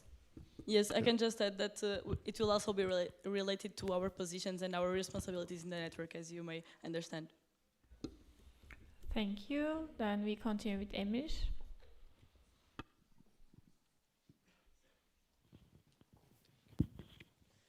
Emir Mutelci, İstanbul Yıldız. Before I go into the question, I want to share my opinion on the creation of board goals. Each year, we have a different approach towards the goals. I mean, wise, smart. Now we have theory of change, and the next one probably will different things. And the council is expected to adapt themselves to the approach instead of board standardize the approach towards the board goals. And I'm not against trying new things, but I think it complicates the understanding of the council. And regarding the question, I'm happy to see a goal related to leadership development. However, I'm curious about how much research you had put into the state of the leadership image, mindset, and responsibility, which are not really high in our organization, to come up with a totally new program, even though the demand to the even existing leadership events is very low. So what exactly was the question? Okay, 1 second.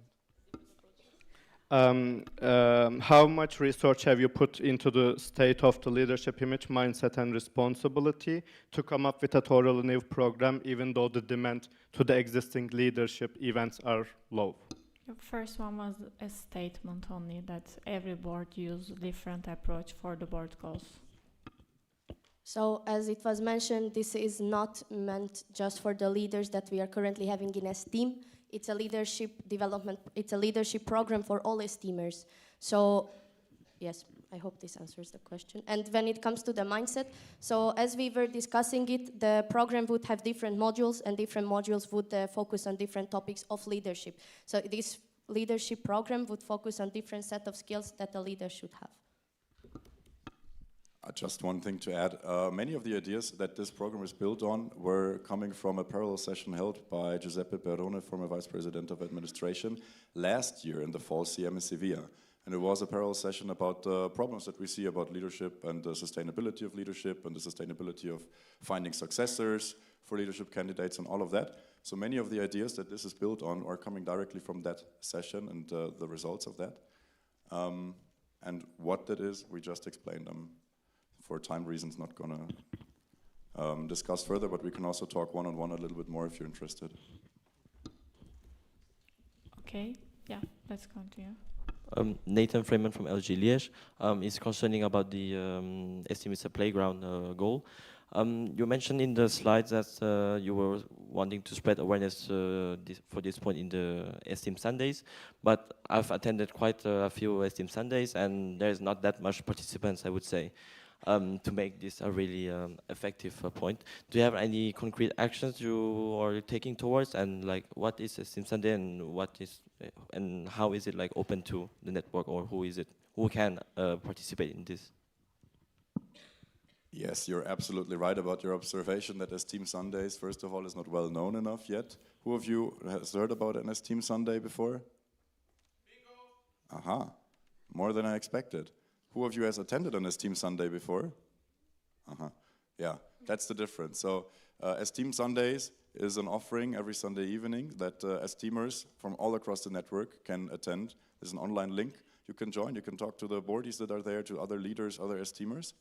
That is a concept that has been there for quite a while now. But as Nathan pointed out, there are not so many people showing up usually. So it's definitely not the most effective or most leveraged thing that we can do. We're looking into other ways to make this Team Sundays more attractive and playing around with a couple concepts. Let's see what sticks. But there's also many, many other options that we have despite that one. It's just one of the many things on the list. Just one comment to this. We saw also that the people were not joining so much as we'd like to. So we also reevaluated if the day was the best one, and we are now changing into Esteem Wednesdays. So if you want to join, it will be on Wednesdays, I believe from 6 to 8 p.m. Central Time. 4 to 6? 4 to 6 p.m. In Central Time. So just if you want to join, now it will be on Wednesdays. Okay, then we will continue with a delegate here. In the back, yeah. Moritz Gärtner, LG Kaiserslautern. Regarding, especially regarding leadership development, but also the other board goals, have those been also part of other boards' agendas? And have you consulted them to, I don't know, get ideas about how to solve the problems? That's an excellent question.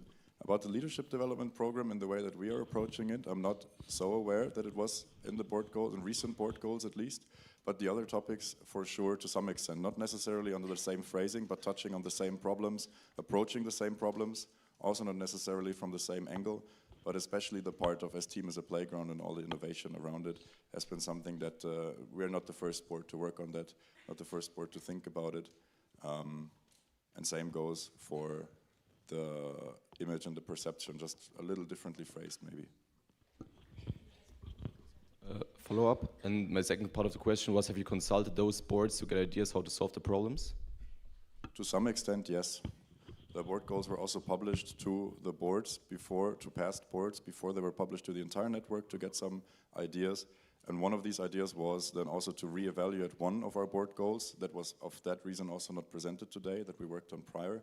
So we got very, very interesting ideas and very good feedback on how to make it better, how to approach it better, and how to not repeat mistakes that have been repeated often enough before.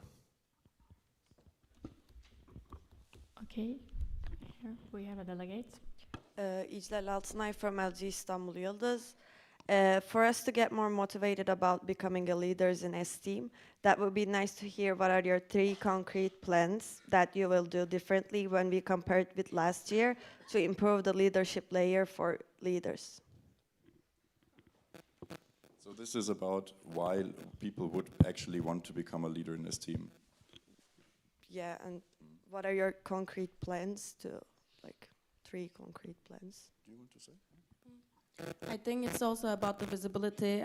As Adrian mentioned, we already sketched some PR plan, but I really this year especially want to focus on this and overall increase the visibility by using all of the social media accounts that we have, like the podcast, LinkedIn, Instagram, YouTube even. So I think if people know about the benefits of being a leader and being able to have this program and everything, and they would be willing to join more. And we should do this in a systematic way, not one post and it's done, but it should be more like concrete and strategically planned, I would say, and for that we will be work on it. I think question was what you will do differently when we compare with the last year as a concrete plans, like 3 examples.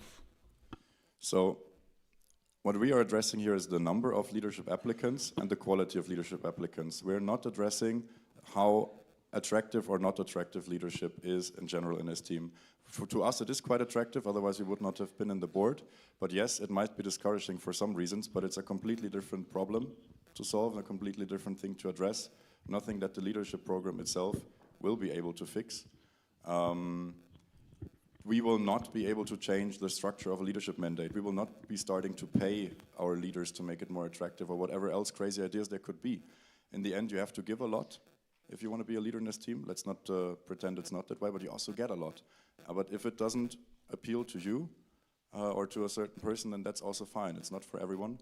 But as I said, it's a completely different problem to approach that, which is not the focus of our board goals. Okay, thank you. Thank you. Then we have Duru in the back and Ahun as the last question.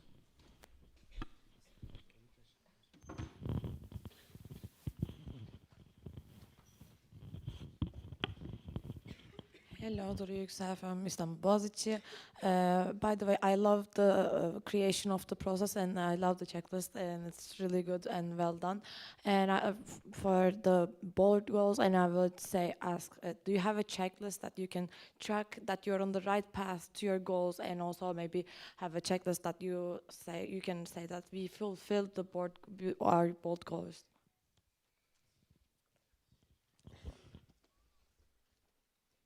Yes. So to show you this here, two things. You said, do we have a checklist? Definition of success? This is the creation definition. No, definition of success.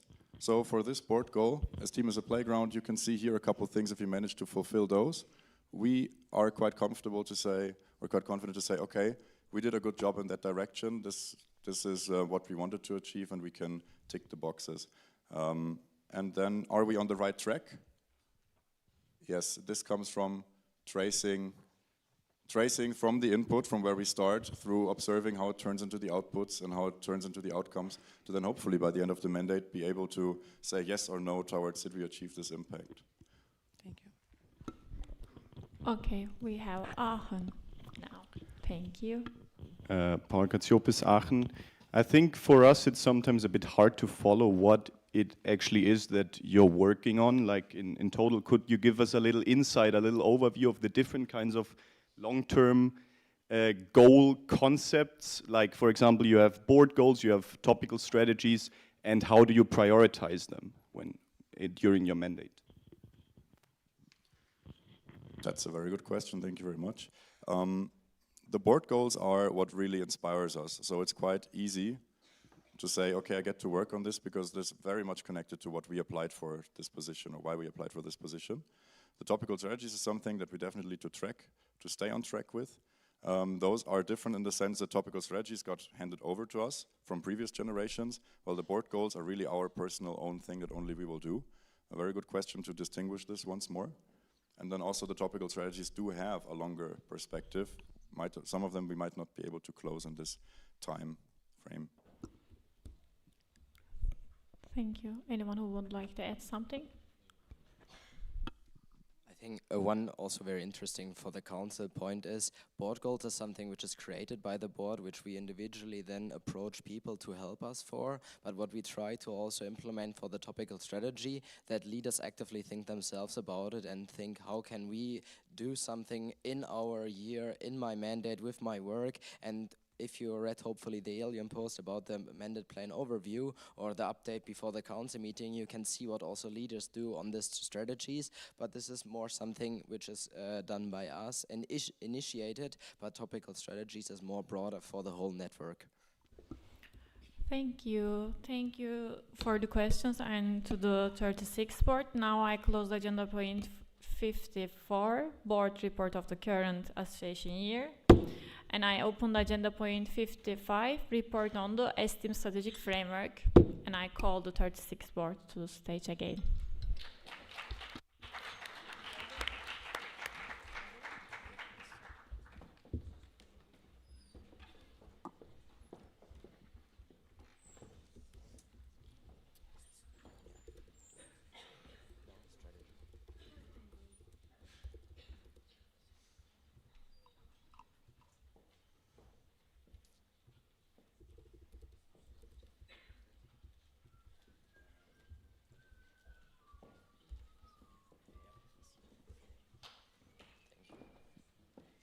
Yeah, welcome. Now we are at the next part of topical strategies, what we just started talking about, and more broader, our strategic framework.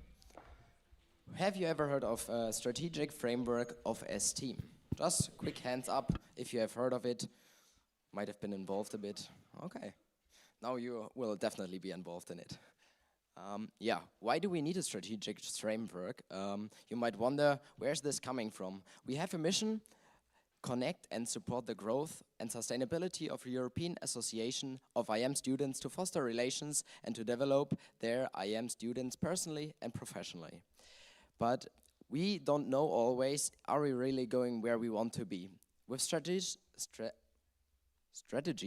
we really try to address certain things in our network that might have been a bit like neglected or are not as strong as we wish to be. And therefore we create a really actionable plan and have a strategy to go where we want to be and really have the people take responsibility to take active action. Yes, what is our Esteem strategic framework?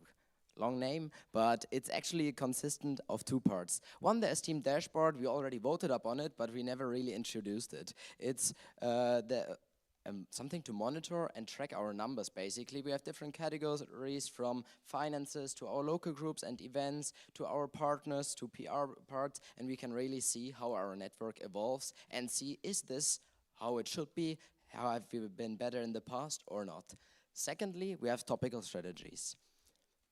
It's about goal setting, really seeing where we want to create something new, where we want to improve, and create a real structured plan with precise action points that then can be taken and executed. This is, of course, not something that is done in 1 year, but rather over several years. And usually, so far, it's always 3 years, and then it gets updated and reported upon every council meeting. The Esteem dashboard, on the other hand, is just a tracking system, and we do reports. You can scan this QR code to take a look at the numbers. It's updated every half a year, and then you can see what changed. It's now done for the 2nd year, so we don't have too much history, but in the future it will be very, very helpful. And with that, I'll give the mic. Thank you so much, Tom Luis. So, what are we now looking into? I want to introduce you a little bit more to the concept of a topical strategy, because it's not that obvious and it's probably something you've never heard about in your university classes. When we talk about strategy in university, in our management courses or whatever they are, we usually look at a company strategy, like something that's set up by a board that is definitely in office for longer than we are now with just 1 year. And these strategies are much more like picking the playground or the playing field for the company. They are 3, 5, 10 years long. They are very holistic and involving an entire shift of the organization. This is not the case for Esteem. Esteem is really, really different. We have very short leadership cycles, we have very fast turnover, and we need to adapt a lot faster. So a topical strategy, one single topical strategy, you could much more compare to a Lego block. And we have a couple of these Lego blocks, and them together form our entire strategy that is currently ongoing. Why is this so nice? Because this way you can take out, every board can take out 1 or 2 Lego blocks, 1 or 2 topical strategies that are finished, and add a couple new ones if they think it's necessary in a certain area. Together then they create a holistic view. Before that in this team we often had 3-year strategies, so the first board creates it, the second one executes it, and the third one gets looked at it for things that are not finished. This way it's a lot more modular and adaptable, and makes our entire organization more adaptive. Good. So these are all of the Lego blocks that there are currently now. If we look to the top left, this was already completed and finished by our predecessors, and we were left with the remaining topical strategies, and we will now get a deeper view into what is going on there, what is the progress, what have we done so far, and what will we not work on in our mandate. And I hand over to, here, I hand over in a moment. Here you can see a more detailed overview, an Excel sheet of the status and what's going on and all of the action points if you want to follow while we are speaking. And now I hand over to Inji. Thank you. Now we will be looking into the topical strategies one by one. The first one is the connection to companies that are relevant to Esteem. The vision behind of this topical strategy is to increasing the voice of IEM students and the Esteem impact on the companies who have a high amount of IEM graduates in local and international level. More and second, the second part of the vision is the Esteem graduates are more involved in spreading Esteem to companies. Here you can see the 6 action points. The gray ones are the completed one with the previous mandates, and the yellow ones are the currently I am working upon. The first one is updating the website according to companies that they can find relevant informations about STEAM and how to collaborate with STEAM. And the second one that I'm working on is the holding a presentations during the council meeting to inform fresh graduate STEAMers to connect their companies with the STEAM and increase the impact of STEAM within these companies. The second one is fundraising in STEAM.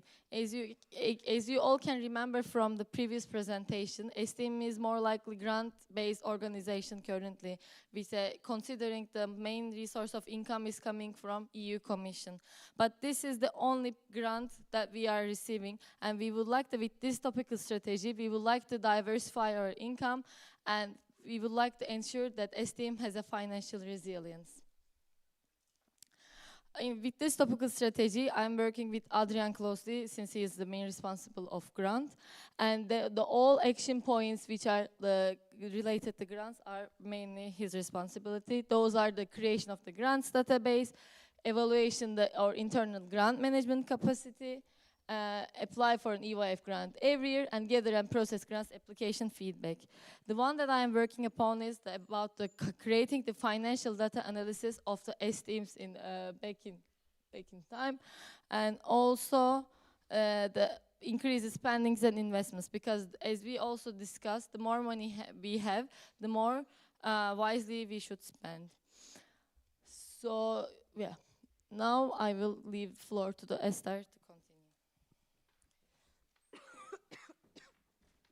Sorry. Yes, so I'm responsible for this topical strategy, which is training event organizers. It aims to train the local and the central event organizers of ST. So basically what has been completed, the first action point has been already completed in the previous mandate, but we are still going to organize event organization related concepts for everyone to join. As you can see, the other 4 is still in progress, but I'm working closely with the event quality committee, the trainers community, and the regional coordinators to achieve all this.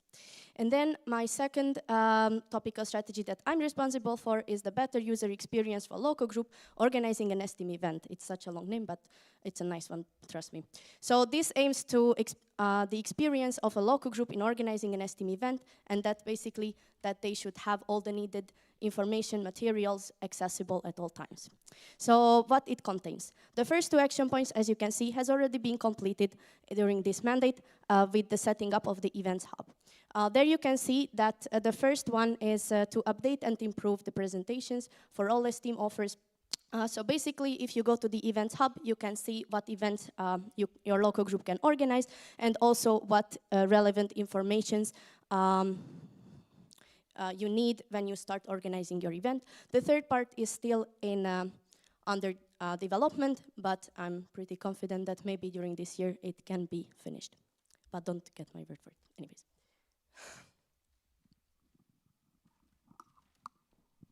Okay.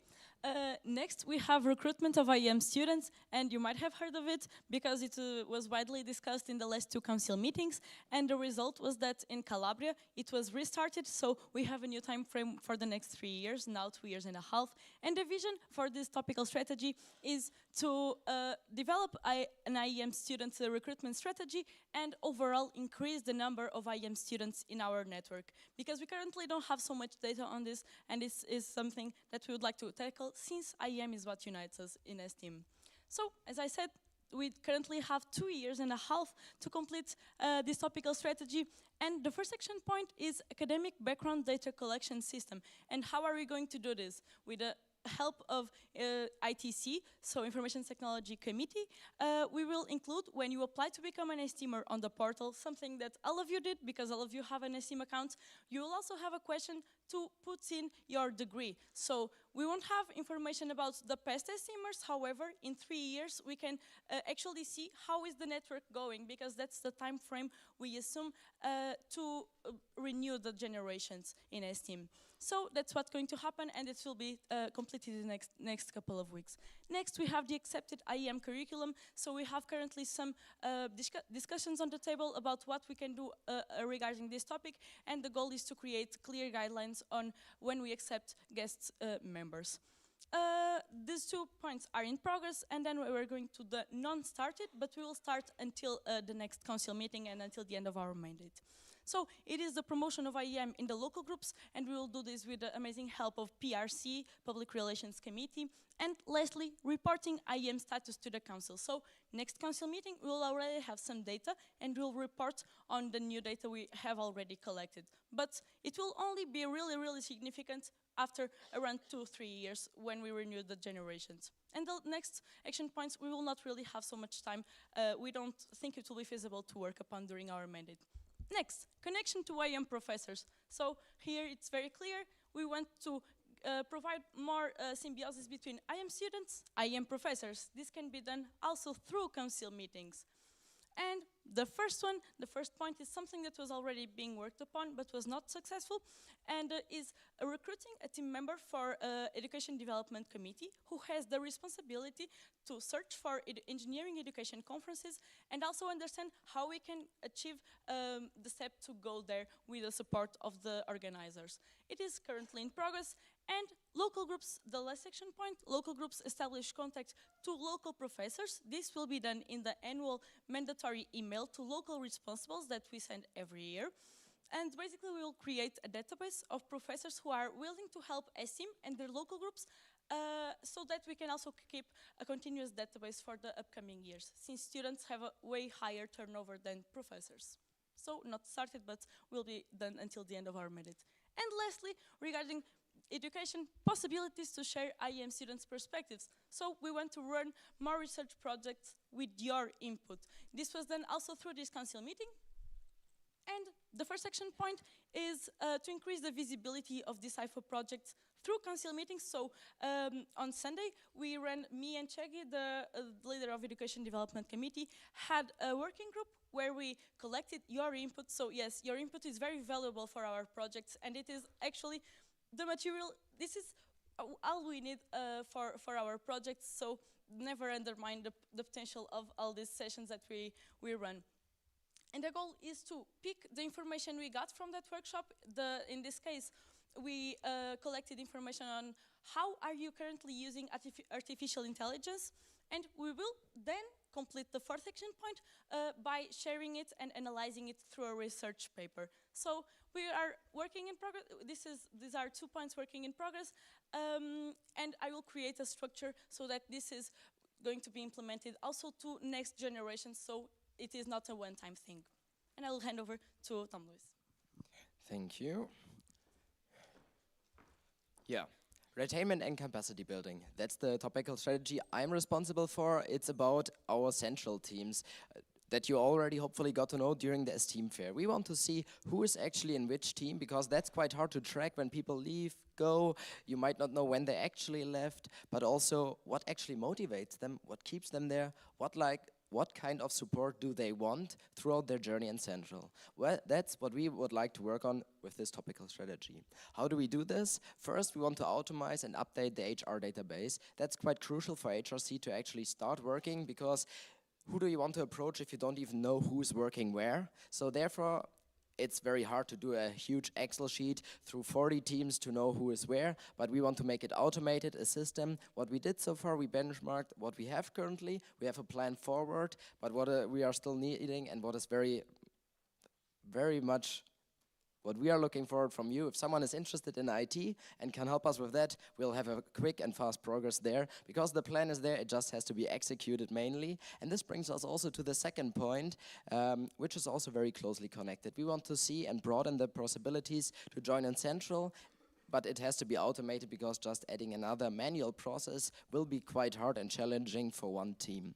The third and fourth action point are things that happened partially already in the past. Therefore, I see it very much possible to also do something and establish something this mandate again. And the last points, I see them currently a bit out of scope for the main points, but might be still being worked upon.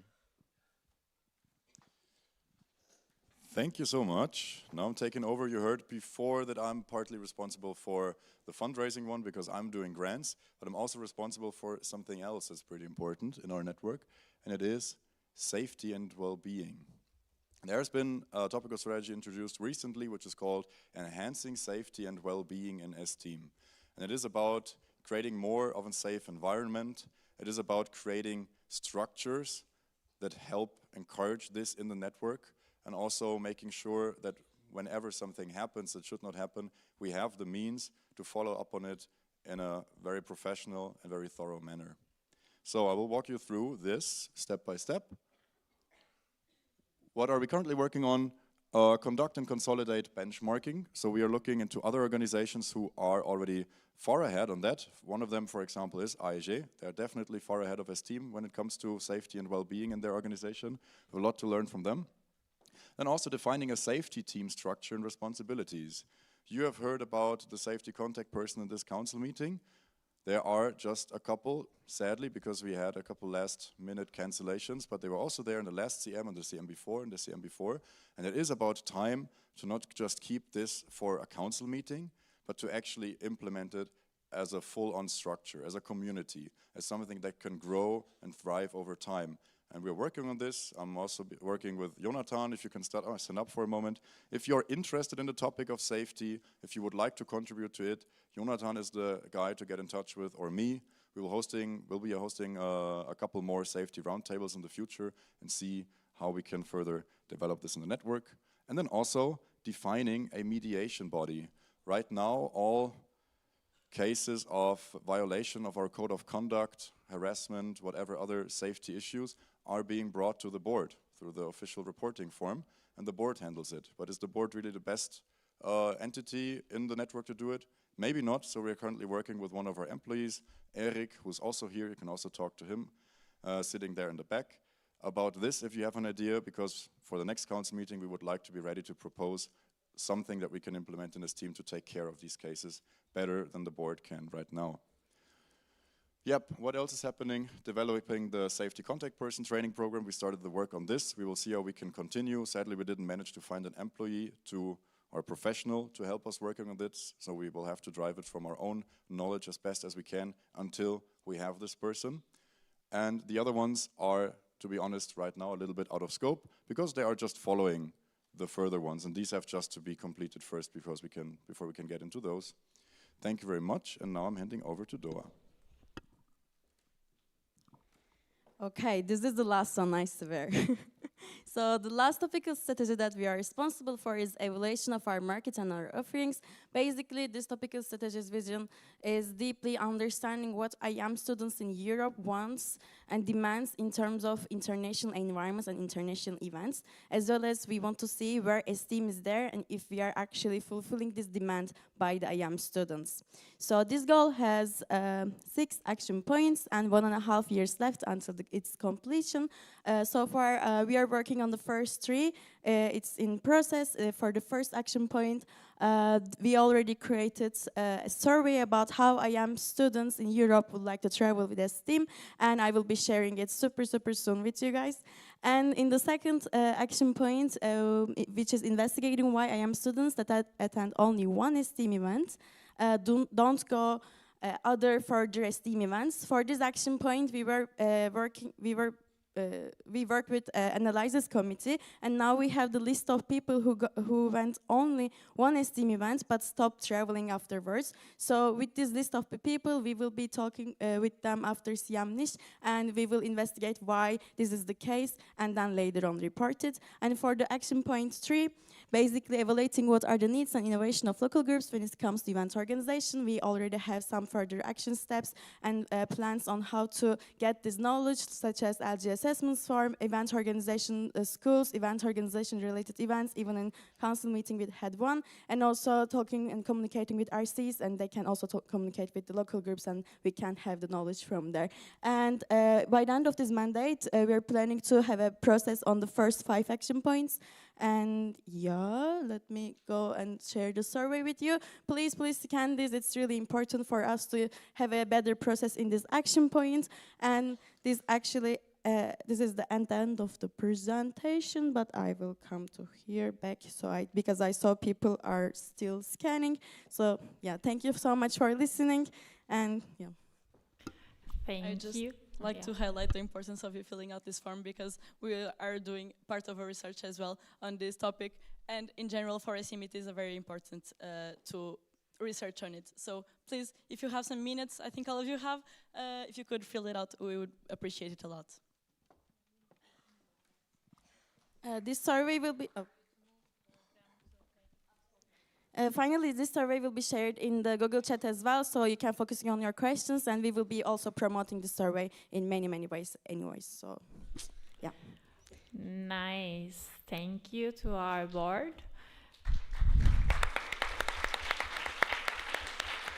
So now we have 15 minutes for the questions. If you have any question, please stand up. Thank you. We need first clarification over here. Hello, can you hear me? Yes, This is we Juan can hear Diniz, you. El Gemino. I just want a real simple and general clarification. First, you guys presented us with your board goals, what you guys want to achieve during your mandate. And now, you are presenting us about the topical strategies that are aimed and built to achieve those goals. Is that correct? No. These two things have nothing to do with one another. Not nothing, but they are two very different things. The board goals are what we, as the board, decided to, this is what we want to work upon because it's our very connected to our very personal experience or observations in the network. It's much more short term, just until the end of our mandate. The topical strategies are a conglomerate of ideas and of approaches that need to be done, mostly introduced by the past boards, and those are anchored in our strategic framework. So this is what we have to work on because it is in the strategic framework. The board goals is what we choose to work on because it's what inspires us. Two very different things. Okay, it was about it. Okay, now we will first start with the delegate here and also an ex-boardie. Adrien Leonard, local group Brussels. So you mentioned the fundraising strategy. If I remember well, the last point is about applying for an EYF grant every year. And I was wondering, do you think this can support you in your board goals of like STEAM is a playground by triggering innovation as you need to apply with new ideas every time? And how do you think you can actually link both of these goals? I mean, topical strategies and board goal. Very nice question, Adrian. Thank you so much. Yes, it definitely does, because the EYF grant has a couple different concepts or frameworks to apply to, and one of them is you apply with a project or a study session that you want to do with them. And that means that you have to think about something that connects what STEAM needs to what the EU needs or wants to do, or the EYC, and then you try to bring it together, shape it into something, apply with it, and get something new out of it for the network. What we did there, for example, we applied for a study session in mid-October. That study session was called Education on Human Rights Education Against Sexual Harassment. That was the official title. So this is definitely something we would have not worked on without being triggered by the prompt of the study session focus topics. And we looked at that, we looked at what is going on in this team, can we match it, can we create something that's new? So definitely, yes, that's happening there. Militant?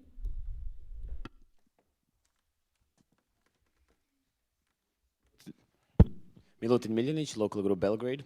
Thank you for your presentations.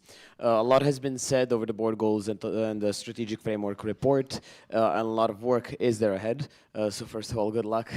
But my question is, I know it is fresh for you working with the strategic framework, and I want to hear your initial opinion on how you perceive this framework and structure of strategies and the workload that it comes with. When you say you don't want to hear individually from all of us, No, right? no, just common opinion is okay. Then is it okay for summarizing? Yeah. So that's a little bit what I tried to explain in the beginning of the topical strategies presentation, that I do very much appreciate this framework because it does allow for the adaptability and flexibility. It does give room for every board to shape the strategic initiatives of the network. Compared to what we previously had, where one board did a 3 years strategy and then the other two boards just had to follow it more or less. So it does add flexibility, it does add adaptability, and it gives every board the chance to conclude something, to finish something, but also to start something new. And that's definitely in the best interest of our network. And we are so far with this rather new framework quite happy. Thank you. Thank you. Now we have one more exportee here.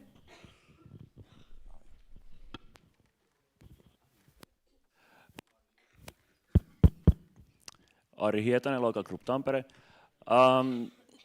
So Tom Louis already made a very nice example of something concrete what is being worked on regarding the HR database, a project which very interestingly connects both the business side of organizations as well as an existing IT process and how to align those and develop it in a most effective way.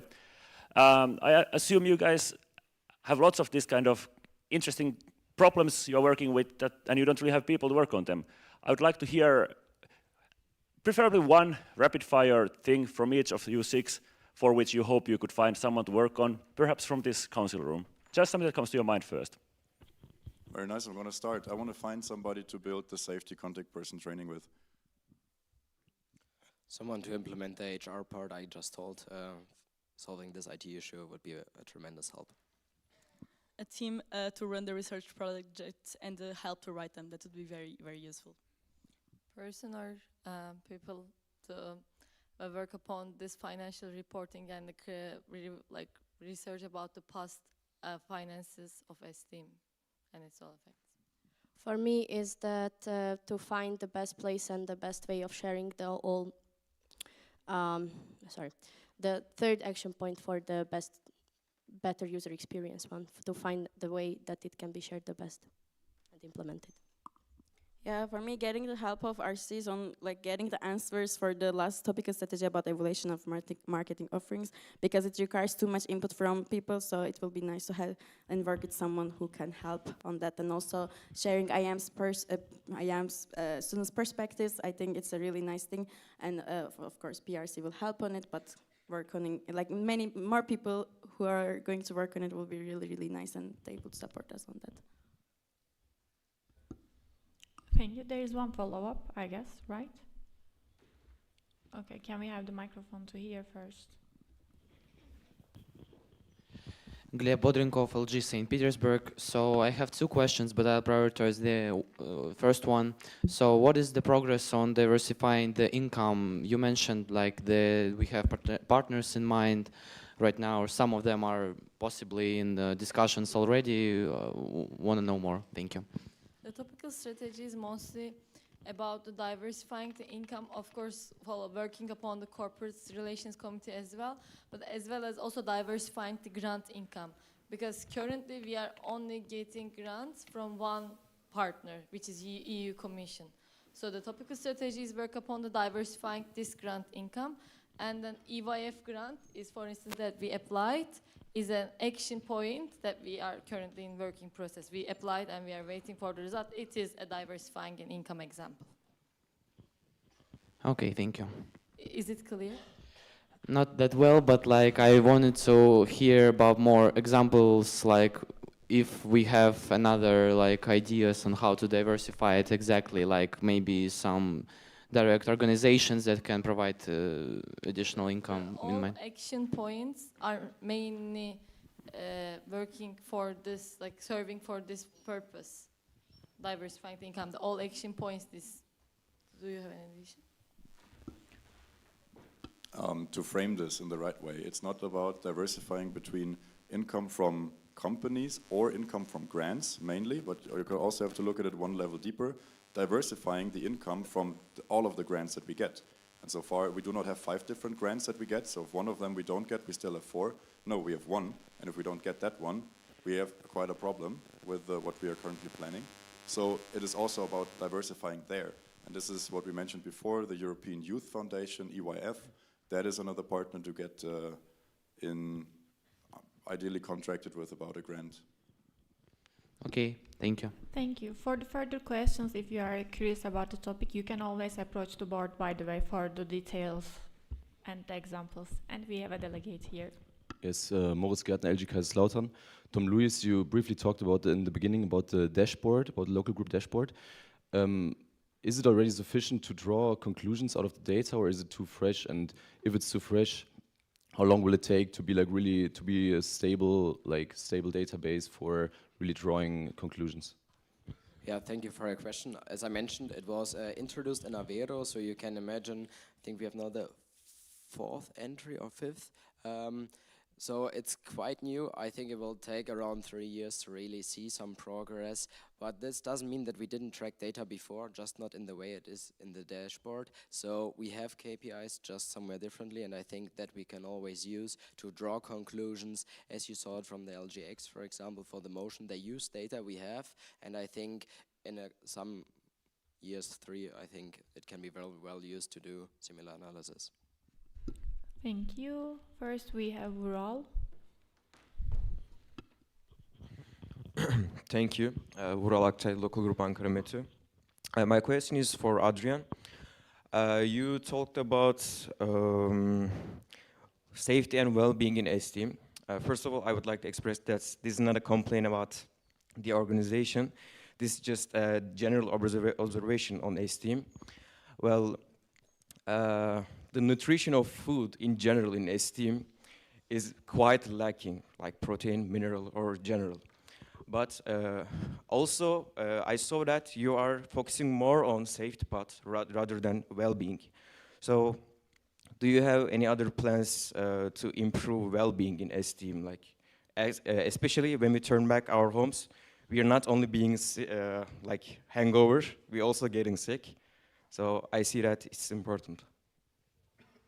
Thank you very much for the question, Vural. Well-being, in the sense that it is being used in this topical strategy, I think is only very, very little touching on the topic of nutrition. We are talking about something much more serious here. That is how I understand the topic strategy. That is how I act upon it. But nevertheless, what you say is true. It has to do with the quality of our events, and it has to do with the quality of event organization. We have other parts. We are working in different ways on improving that to make sure that organizers find best ways to provide everything that participants need to feel comfortable about accommodation, about food choices, about food offerings, all of that. But it is, in the way that I understand it right now, not in the scope of this topical strategy. Well, Okay, in you. general... No, let's not do follow up. Okay, we have more questions. It should be a clarification, I guess. You can send it to the Google Chat, or if we will have time, we can still have it at the end, okay? Okay. Hafsa. Hafsa, LG İstanbul Yıldız and Grenoble. My question is for Doğa. You said that you searched the people who went to just attend one event, and then you will contact with them, right? And what was the time scope for getting the data? Can you repeat the last part, please? What was the time scope for getting that data? So I think I contacted to AC leader Nathan like 1 month ago, I would say. No, what I meant is like... Oh, okay, I'm so sorry. We got the data from 2020, like starting 2020. We have the data of people who are not traveled again from 2020 to 2025 every year. I'm sorry, not 2025. 2024 until today, basically. And there is 1 year gap until 2024. Okay, I explained it so bad. But 2020, just think 2020, and then there is an estimator who traveled once and didn't travel. We have it, and also 2024, since it's been more than 1 year, we also count it as a person who didn't travel. So I would say 1 year. Okay. I hope it was the clear. Data Sorry. started from 2024. Maybe you can check the years later on. Was it clear for you? Like, I think there was a confusion, Okay, so I was quick not catching clarification it. on this. With the help of the portal, we know who is registered when and where and traveled to which event. We collect this data now for years, and we can see which event types, for example, people just went to one event but didn't travel afterwards. Therefore, we know it, like in which years, how many people just went for one event but never afterwards. That can already be analyzed, but we just need to take some time, look deeper into it, and also do a qualitative analysis, maybe do really interviews with people through LGs to really understand reasoning behind it, but the quantitative data is already available. Was okay, Hafsa? Yeah, I have some follow-up, but I will ask it later. Okay, thank you. So we will first continue from here. İrem?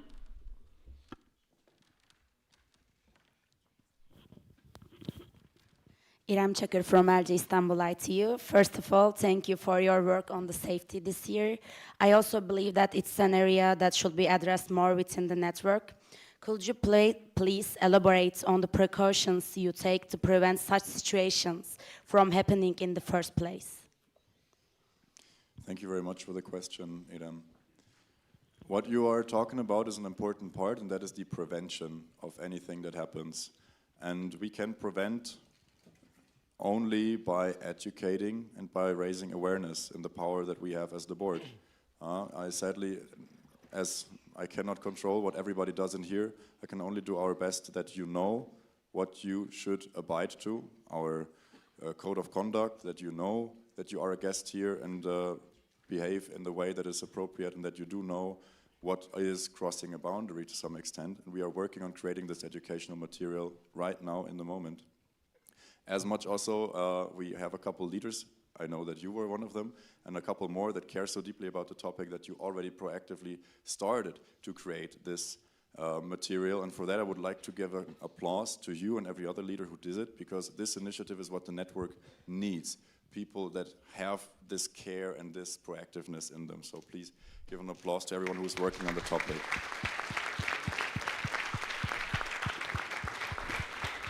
So, Elif? Türkan Elif from Local Group Istanbul ITU. Firstly, thank you for all of the efforts. It was a really good presentation. So my question is, you stated that strategical topics and board goals are different than each other. However, when the strategy of STEAM was being presented, experts were explaining that it's a direction for the network to follow. So board goals should be prepared by considering the direction of STEAM. Do you think your goals are applicable towards this strategy? Yes, definitely. Our topical strategies and our board goals do have quite some connection points. We very much believe that they are compatible. And it's a question that we ask in every parallel session and every feedback session and every session that we previously had and other events with our leaders and other participants. And this observation was confirmed. There's quite some overlap or quite some, if we work on the topical strategy, then it contributes to the board goals. If we work on the board goal, then it contributes to the topical strategies.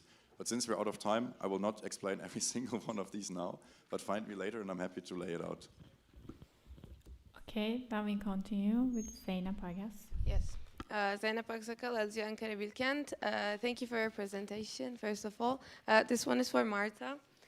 For the connection to IEM professors topical strategy, it says like on the local level, we reach out to professors and there will be a database like regarding all of the professors that are related to the field.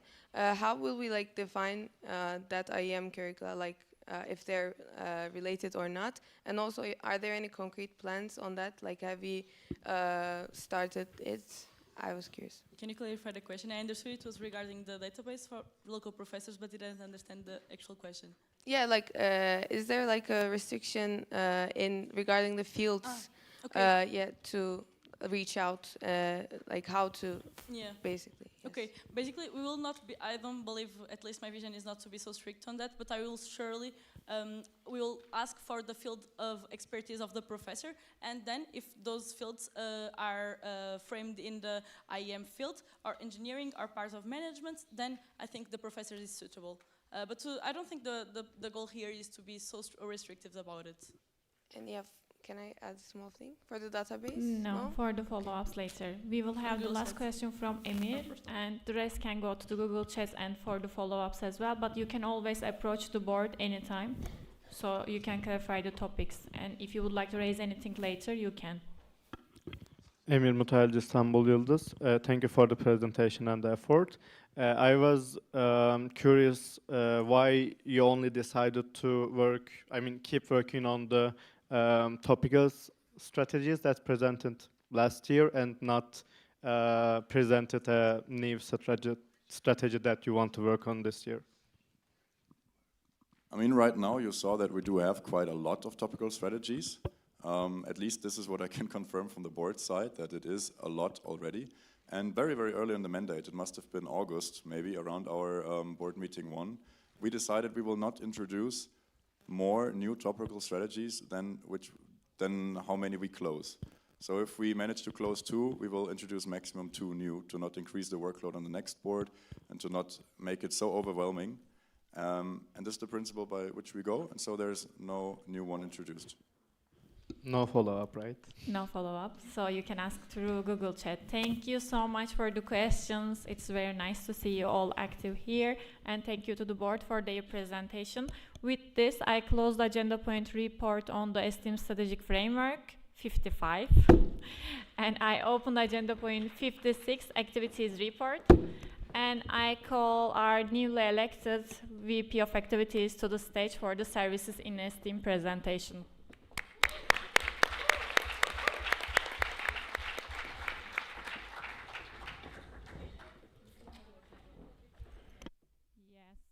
Yes. Can we have the microphone? Sorry, yes, Merve İstanbulboğaziçi, sorry, Esther, it's not about your presentation, but in the members' drive, presentations of the previous council meetings are seen as like close to the to be seen. So it's like you can see the folder, but we are not able to access to it. Is there a reason behind it? Because I need it. Did you get it? From members' drive. Yeah, CM presentations. From Calabria, so they are not able to see the CM Calabria presentations in members' drive. Is it a decision or is it by mistake? I wasn't aware of this. I will change it. Thank you. Thank you so much. Thanks. Then we can continue the presentation.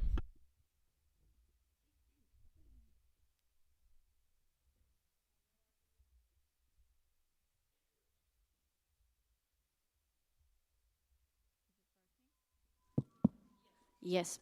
Okay, hello everyone, pardon for my voice.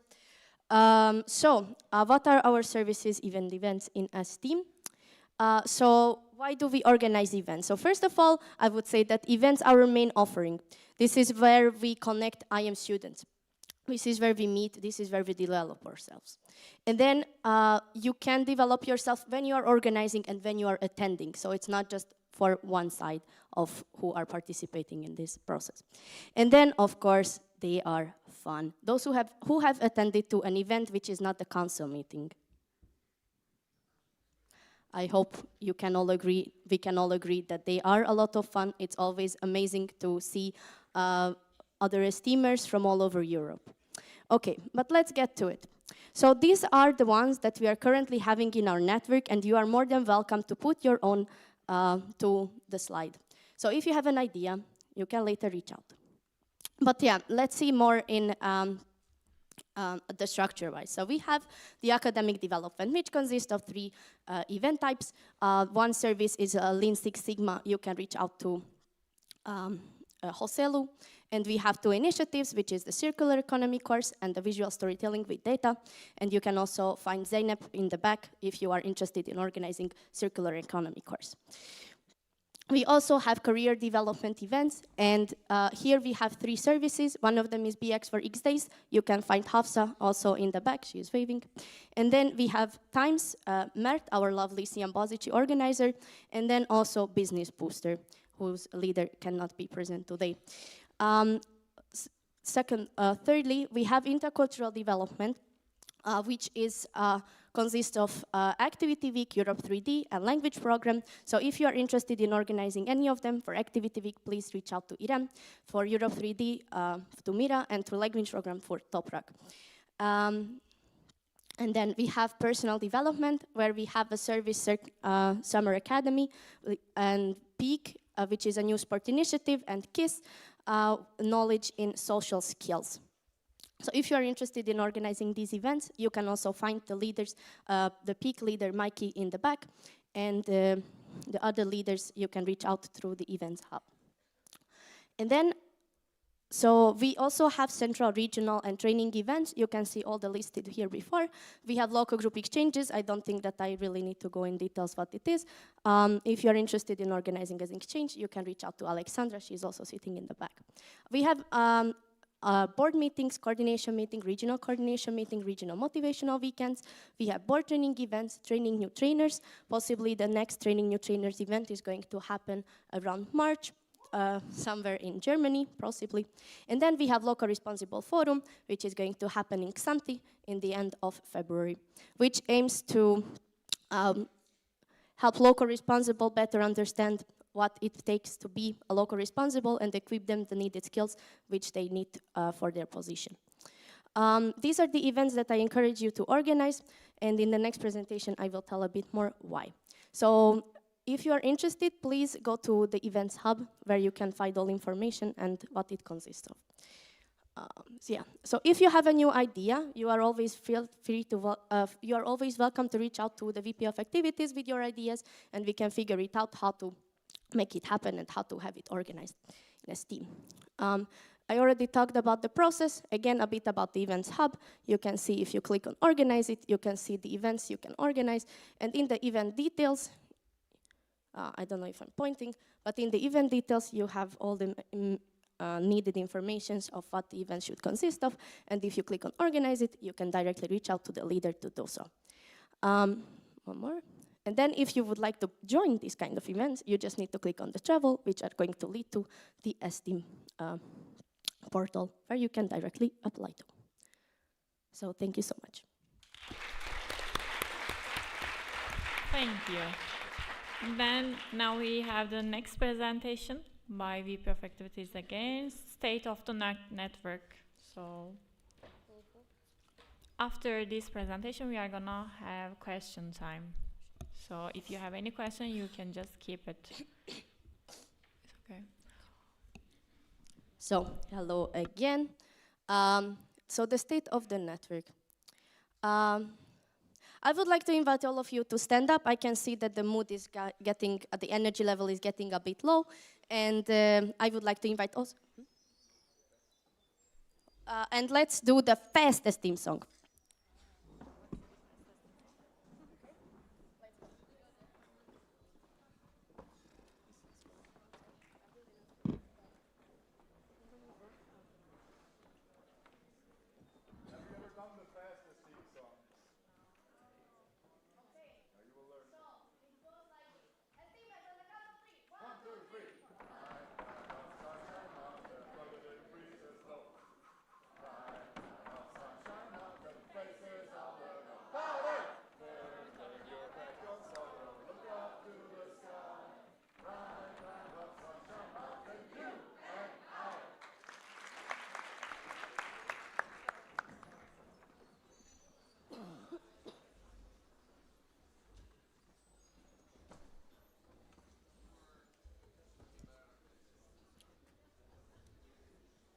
So, now that everyone settled down, let's continue. Where do I do it? So, events, how they are going so far. Here you can have a brief overview from the past 5 years. So as you can see, we are in the beginning of the mandate. This is why we are not reaching that top. We have currently 57 events, which in total with online and offline, from which 45 is offline and 12 is online. As you can, in this sheet, it's not included, but more or less like 20 to 30% of our events are online events, and a majority still is offline that you are traveling to.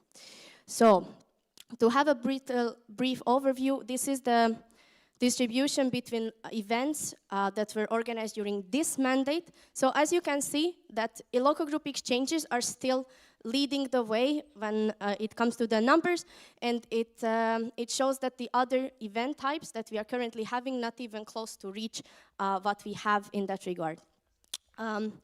Yes, but let's see if the motion that we just got accepted, if it's in the next 3 years, is going to change something in this distribution.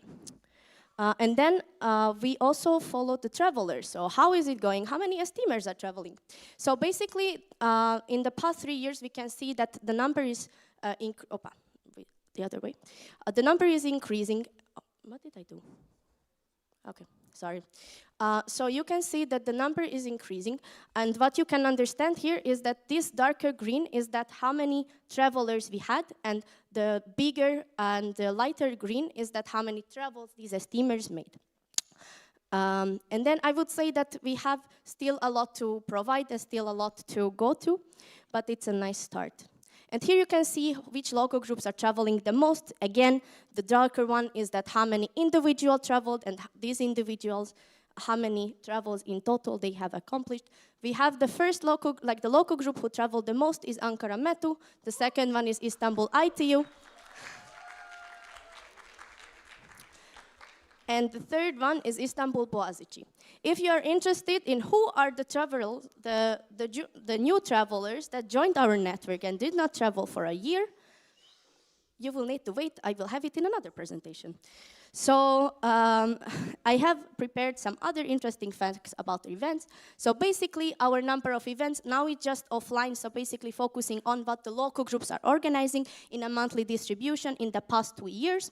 So you can see that in the 34th mandate, the majority of the events have been organized in February and in March, and then later in the 35th mandate, if I can click, it was mainly organized also February, March, and April. And if we see how it is going in this mandate, we can see that we don't have yet that many events that are waiting in line. So if your local group would like to organize an event within these timeframes that we could have seen in the past 2 years were the most that we had events, I would like to encourage you to start talking with your local group and start organizing your event. Because it leads to another point, which is the monthly distribution of travelers. Here you can see that the one on the bottom is that the registered participants, and the other is the participants that are waiting. As we can all see, that mainly of our travelers are going in February and March, and also the registered list and the waiting list is quite high in these months. And then we have the 35th mandate in this regard, and it also seemed to be the case that in these months, the waiting lists are longer, and here, proportionally, more steamers cannot attend to the event.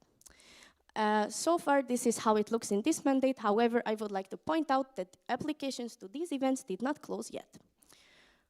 So, and when it comes to the number of did not show ups to events, cancelled after cancellation deadline and cancelled, here you can see that we have on the top the cancelled in cancellation deadline. This is no problem, the local group will ask you nothing, it's your right to cancel if you are within the deadline. But what happens if you are cancelled after the deadline? So basically the local group is expecting you to show up, and then they can also ask for the participation fee, and in general, you took a place like this, it's a spot from someone who was on the waiting list, probably, and could not attend to the event. And then we can also see that there are some did not show ups. In this year, it did not happen. Let's keep it this way, please. And then some conclusions. So our events, as I showed it in the beginning, there's still an uneven, unbalance in the event portfolio. And then the travelers, there's generally a demand in certain months when it comes to participation, and at the moment, it seems to be unfulfilled. And then it comes to cancellations. It seems to be that it seems to be that the cancellation after deadline is rising, and maybe it's going to be a problem that we should tackle in this year. Thank you. Thank you. Thank you so much, Esther. Now we have one more presentation for the language program. So I would like to call Toprak to the stage. At the end, we are going to have the question time.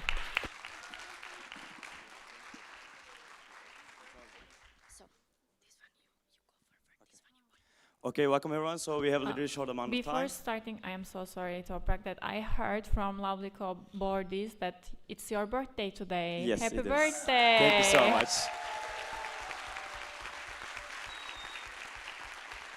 Also, It is the 11th day of the 11th month, and we are currently in chapter 11 of language program.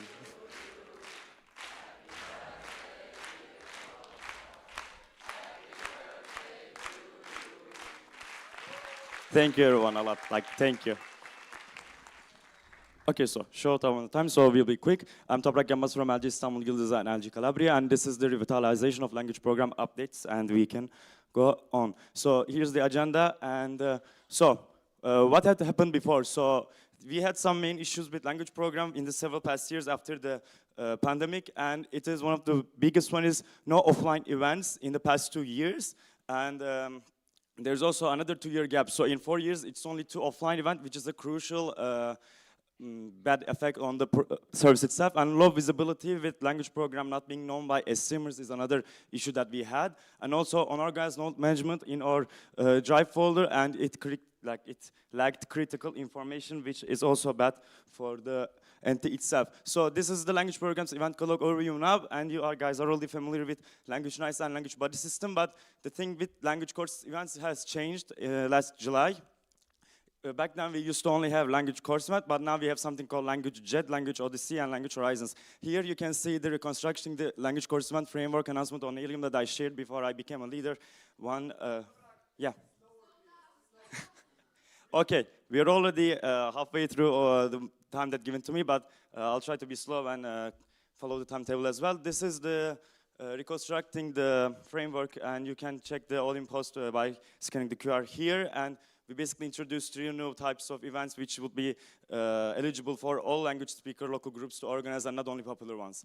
And so here you can see all the language course events we had in the past few years, and as you can see the third one, which goes all the way back to 2019, which comes to a conclusion that language program only had 3 offline events in the last 6 years until now. Here is the first edition of Language Horizons Spanish that we'll do in Cartagena this February.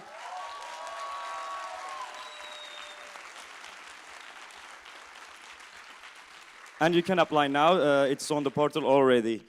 And here's some statistics from the previous chapters of language program, and as you can see, after the quarantine, we have like a huge downgrade, and by the time here in 71st CM niche, we already broke the record for the most organized language nights, and we are also restarting the language course event, which are also really important for our service as well. And for the statistics for what is happening, we had 12 matches for language buddy system, and it's higher than the average of 8 matches, and more than 30 local groups have been present in language nights, and 99 registrations for our online offerings, including language nights and language buddy system. Here are the events portfolio that we have made since the start of the mandate in language night Serbian, Spanish, German, and now we have language night Romanian with local group Bucharest, and you can also apply by scanning the QR and going to the portal for that as well. And some major achievement also, we had this series formalization of language nights, since they were used to be an organic event. You don't need to be that fast. It's okay. Okay. We will take one more time. Okay, thank you so much. Thank you so much. Trying to respect the timetables as much as I can. Okay, so we formalized the language nights with the creation of the best practice document, and we have increased the event frequency, and we announced and already made like 4 language nights, and I can proudly announce that for the rest of the mandate, we have more than 10 language nights planned and prepared with the local groups. And we are returning to the offline events after 2 years of gap, and if you want to learn a language other than German, it's a 4-year gap. And we have created a successful sub-branding strategy. We have increased visibility and awareness on the network, and in cohesion with PR designs in respect to the STM brand guidelines. So we are breaking barriers together step by step. Stay tuned for the more, and thank you so much.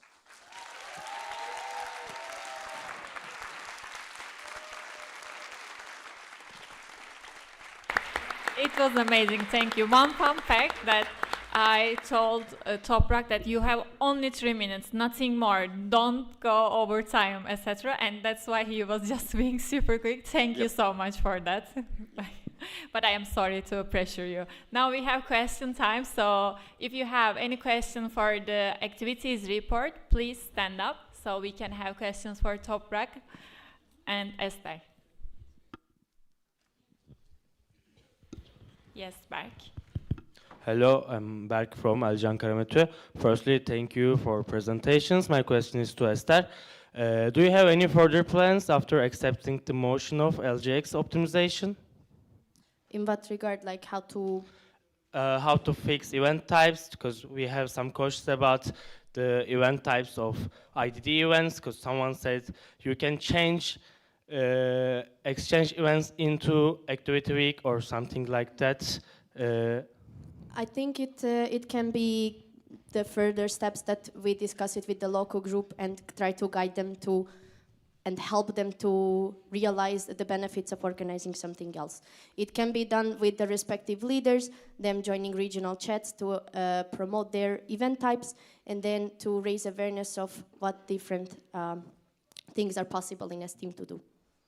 I hope this answers the question. Okay, thank you. There Thank is you so one much. follow-up from Emir. Can we have the microphone to the middle?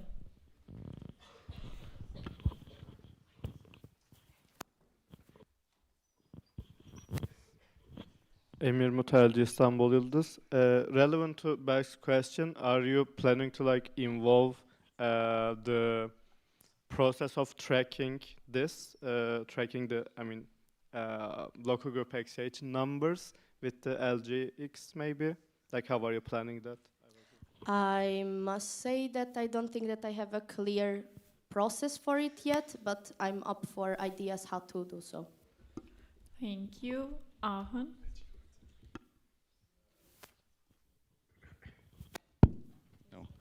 Paul Katziopis, Aachen. Question to Toprak. Great job so far. I'm really sorry I didn't get to read your Elim post, but could you quickly summarize what the different concepts of the offline event are? Thank you for your question. It's a great question. So basically, back then, language courses are just called language courses, and either the organizers or in local groups and language program team doesn't know which level to be taught and also how to organize it efficiently. So I created this 3-level scheme that will also break down everything into much more understandable objects.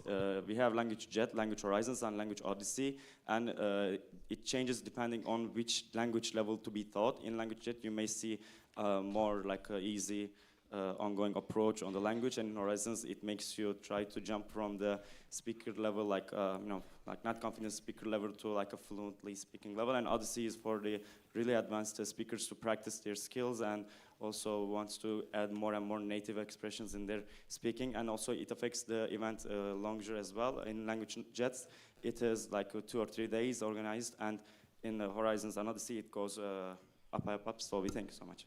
Thank you. I will only take the delegates' questions because we are over time, so you can put your questions to the Google Chat, guys. Firstly, behind you, can you give the microphone to here? Yeah. Thanks. Hello, Eloia from LG Lappeenranta. This is for Esther. Besides LGX events, there's not that many other event types, at least organized this mandate. So I would like to ask you if you or the leaders contact LGs directly and suggest organizing events. Can you?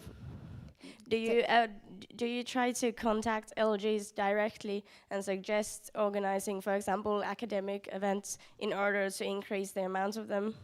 I mean, it can also be a way to go. However, at the moment on our website, it's already possible to local groups also to reach out in case they are interested. But as I mentioned before, I would encourage the current generation to join the regional chats and promote their events as it was done also in the past like this, and to give more information about those. And then they can get the contact, who the person is, and then they can continue with the process. Thank you. Then delegate here, if you can give the microphone. Was it clear for you? Okay, you can ask the follow-up questions later. Jonas Isaac, local group Darmstadt. I have a question regarding the language course. So there are like the second and third one. For these type of events, you need an instructor. And our local group and our university won't provide anyone because our university is really strict and we can't get anyone for free, and then otherwise we had to pay someone external. How can you help these local groups who face similar problems? Okay, that's a great question. Thank you so much. in Language Horizons and Language Odyssey, yes, language instructor is needed, but it doesn't need to be professors from the school.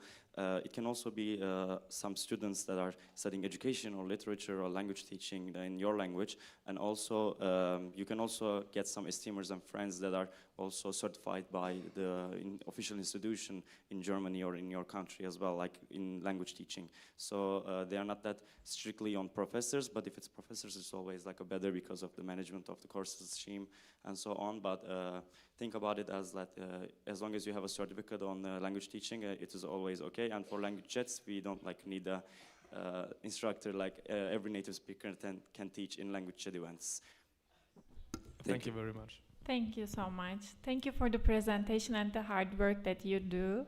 So we will now continue with the next agenda points. And I close agenda point 56, activities report.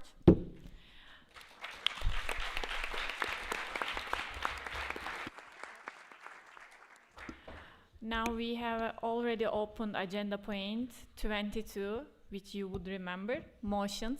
And now I would like to ask Merve and Adrian to the stage for IR change motion.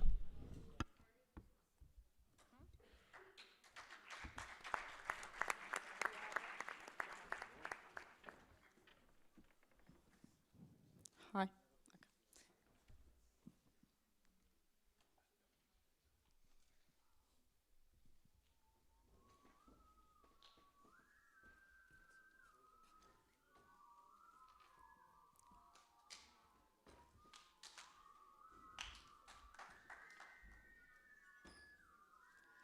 Who is excited for the lunch break?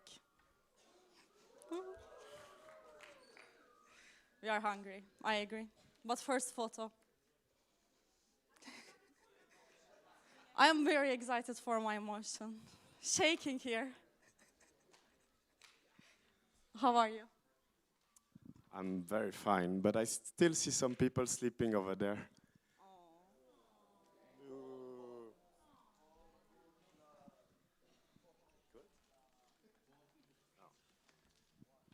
Well, do you have any energizer? Energizer. Merv love finance song. Okay, the joke behind it is we didn't have the finance song back then. Okay. Now we can be serious about it. Hi. We have a very small technicality. If I were a delegate, I would have hated that we are raising this motion. We are so sorry for your time, but it needs to be corrected as soon as possible. So I'm Merve, he's Adrian, and we will be introducing ourselves. Yes, Elif is also involved to the situation. We brought her with us, and we will be giving a very quick, brief background, and then moving forward with the motion proposal. So as you might remember from my presentation in this council meeting, or if you're in Calabria, we proposed last CM to close the department budget and thus erase all of these legalities from our internal regulation as the department budget have been closed. It's got fully approved. No, that's wrong, I think. Hello? I don't know what happened.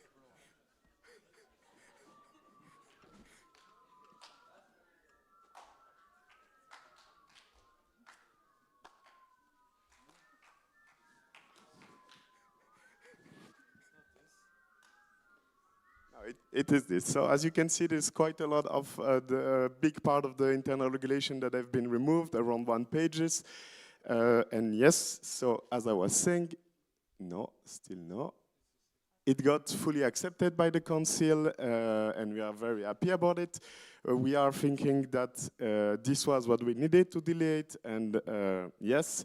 However, it has been brought to our attention that a potential issue, that there might be a potential issues, and that's why we are here on stage to solve it for the sake of transparency towards the council.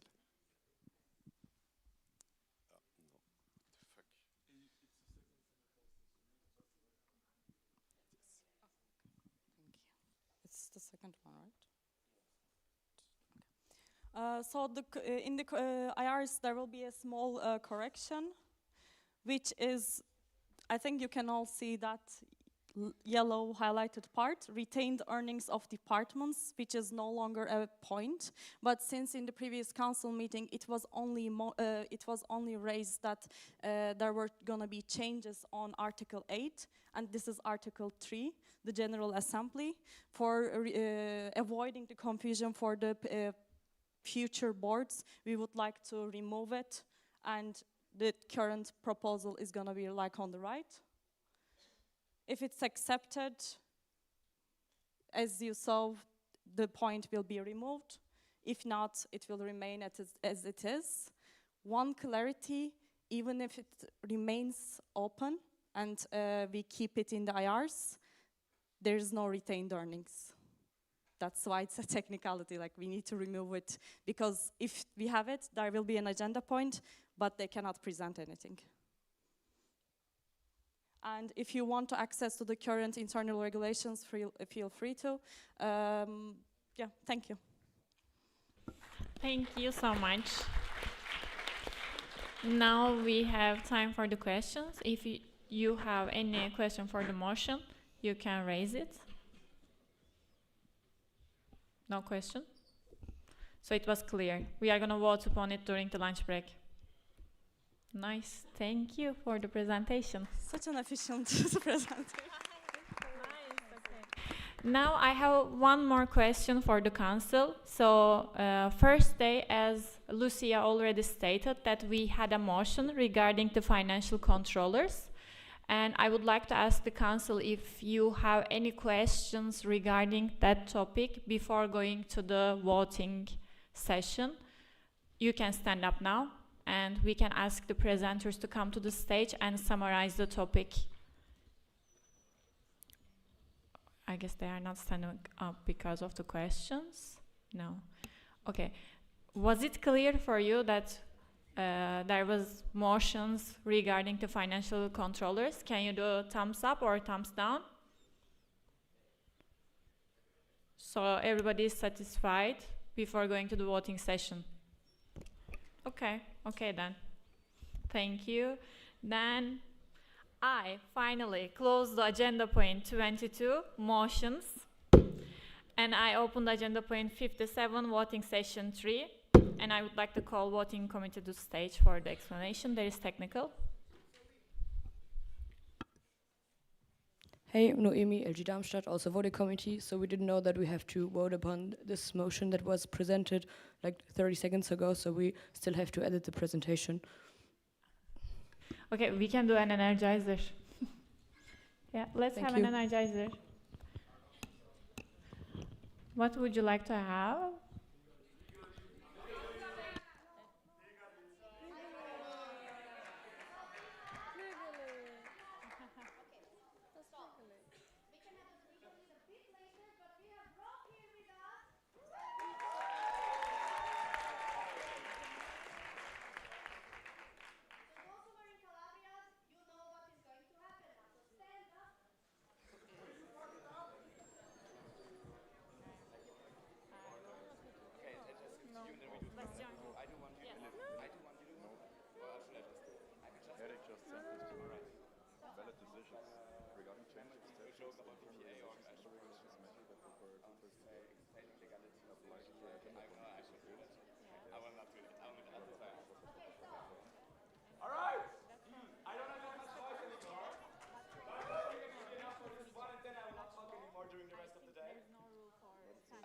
So this is very easy. You just repeat after me both like moves and voice. So, hey ho, really ho. Hey ho, really ho. I'm gonna go back to my job. I'm gonna go back to my job with a pizza in my hand. With a pizza in my hand.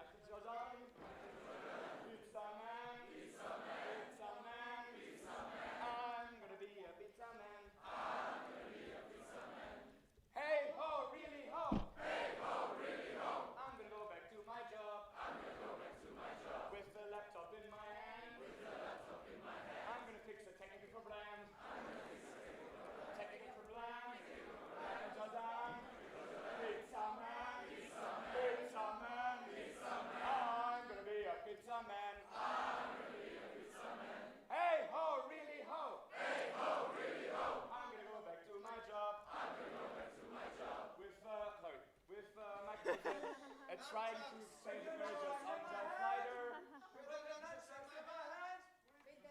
So we're gonna do it. With the nunchucks in my hand. I'm gonna be a Jackie Chan. Jackie Chan. Like the brand. Michael Jordan. Pizza Man. Pizza Man. I'm gonna be a pizza man. Hey ho, really ho. Hey ho, really ho. I'm gonna go back to my job. With the microphone in my hand. I'm gonna be a presenter. A presenter. Jackie Chan. Jackie the Problem. Michael Jordan. Pizza man. Pizza man. I'm gonna be a pizza man. Hey ho, really ho. Hey ho, really ho. I'm gonna go back to my job. With the spirit in my heart. I'm gonna be a esteemer. A presenter. Jackie Chan. Jackie the Problem. Michael Jordan. Pizza man. Pizza man. Pizza man.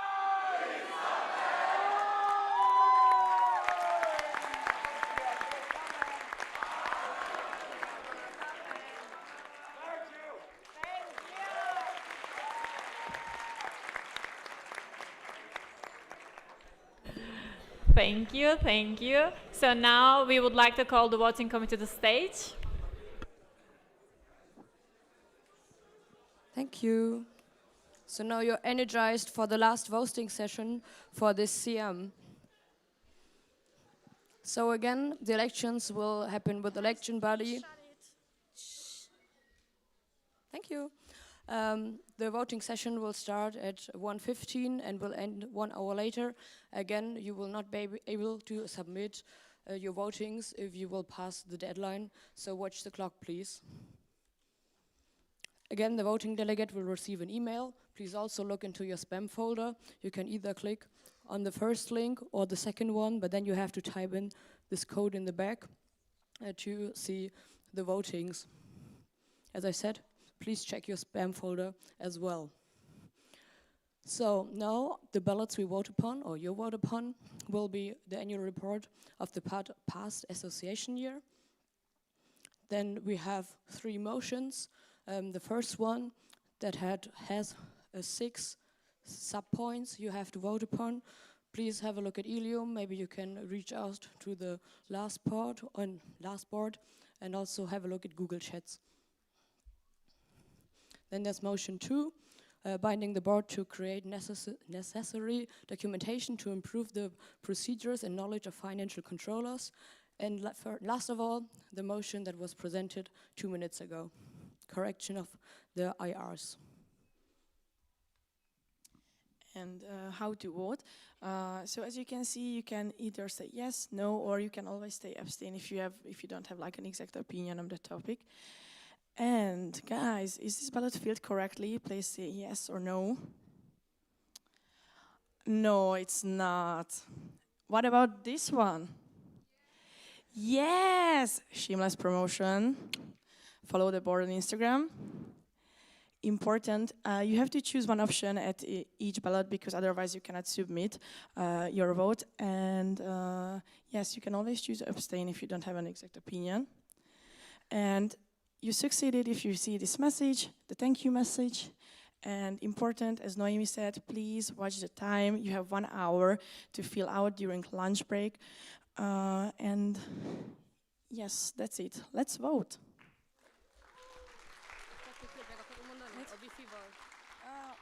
And sorry, can I have a technical? Yes. Please, guys, we have to prepare the presentations with the results. So we would really appreciate if you don't use the Wi-Fi because we need it to make the presentations online. So yeah, we would really appreciate that.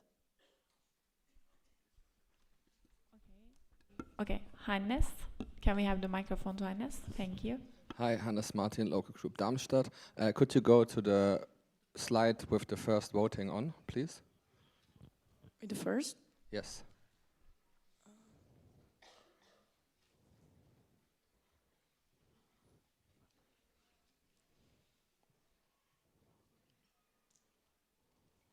Yes.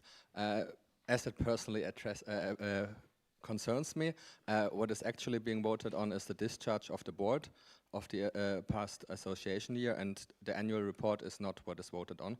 So I hope in the voting sheet it's then please corrected. Thank you. It is already written as a discharge of 35th Board of Esteem in voting sheet, no worries.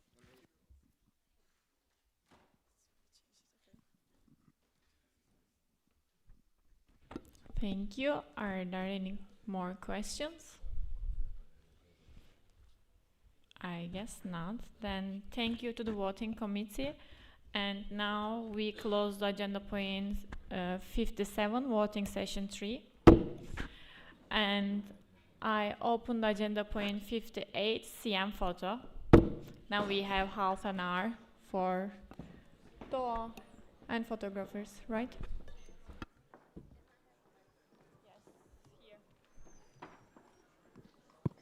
People. Hello, everyone. For Siam Photo, I need your cooperation with me. Okay. We are going to have 2 Siam photos. First, inside, in this room. Second, outside. And our photographers will take you from the balcony outside. So you need to go to outside of the theater. We will be directing you.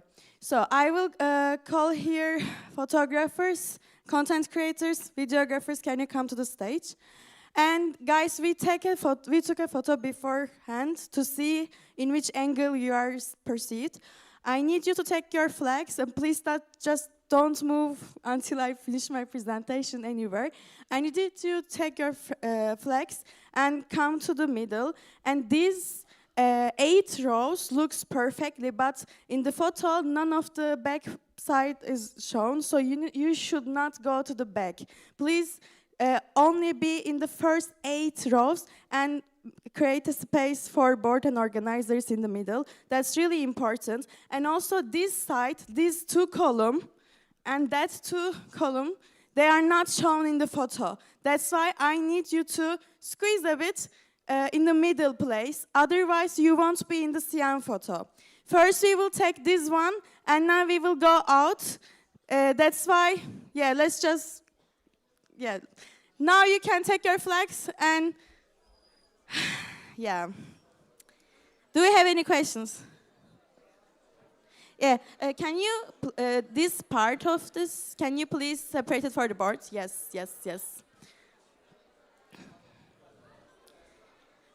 In the back, people, please come to front because you won't be seen. Photographers, videographers, you can come, please. Board, please, you can also. I need you to also go there. Can you take the esteem flag and go to the middle?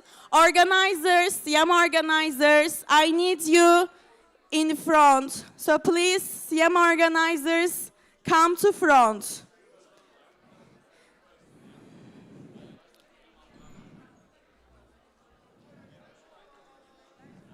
Okay. People, I need you to squeeze more, if you can. We are a family, squeeze more, please.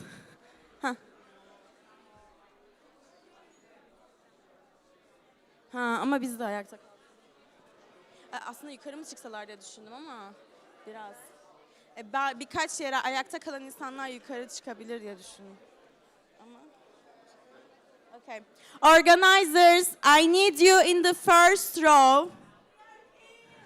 Okay, please come to first row. First row will be organizers and the board people. Please.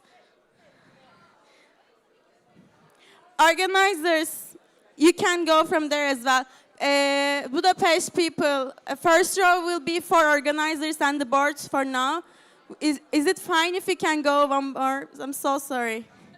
Guys, everyone has their flags, right? Okay.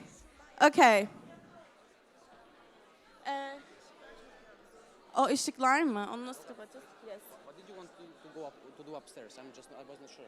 Yeah, like some of the people can go upstairs so they can put their flags from over there. But it didn't happen. But it's a bit too late. Can they close the lights a bit? Like this is too, for content creators, it is a bit. Yeah, I'm going to ask. Some people can, but I'm afraid that we will make a mess. No, let's just not do that. Yeah. Is it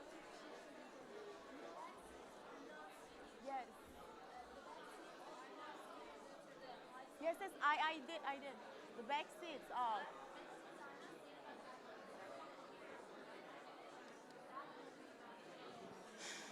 We will be doing in the outside. Like outside, we will take it from there.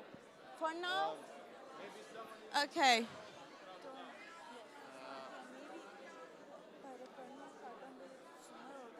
Yukarıdan değil mi? Can they go up? Yes. Okay. People, if you want, by the way. Okay. I understood that there are some invisible people, especially from the last rows.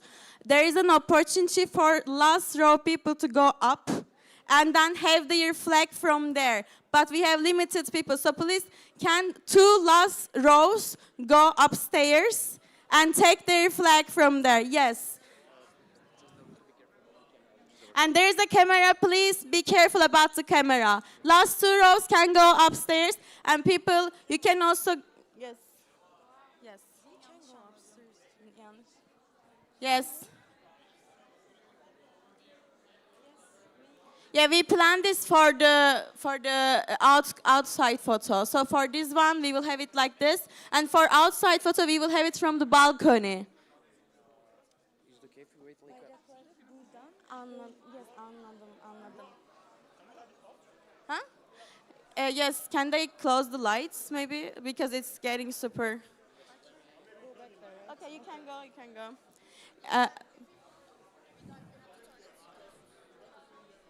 So do you want light towards them? Okay.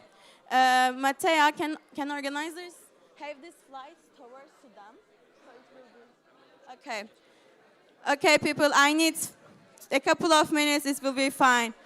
Be careful about the camera, please. Give me like 3 minutes. Okay.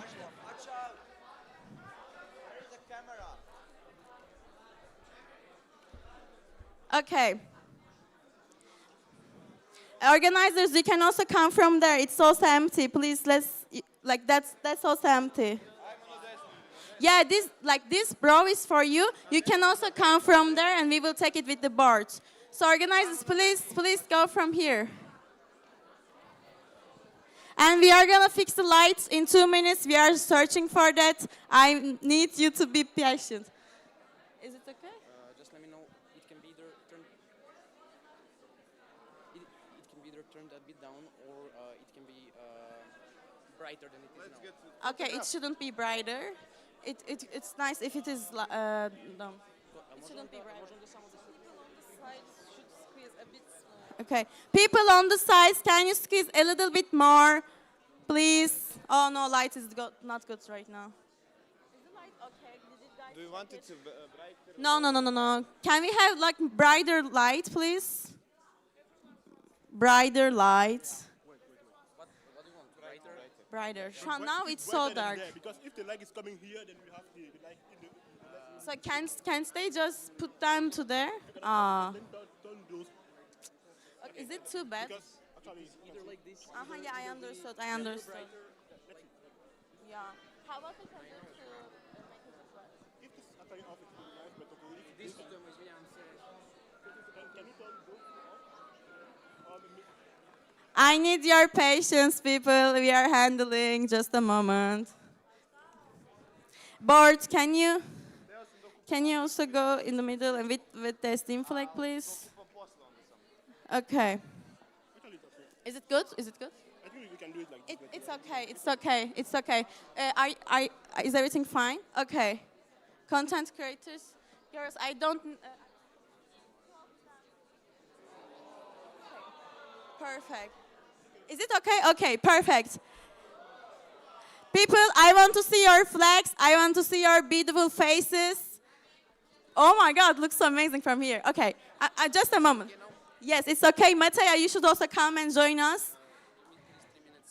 But we are taking the photo now, so.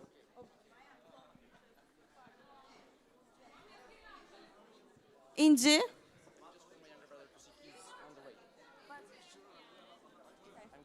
Inci, please come and join us. Okay. Let's go.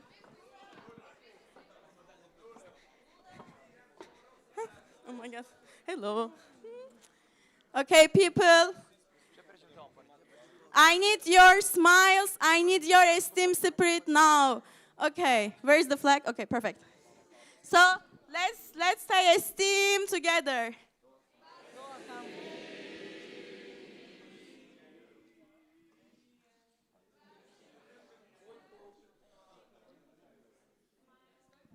Smile, people. More photos.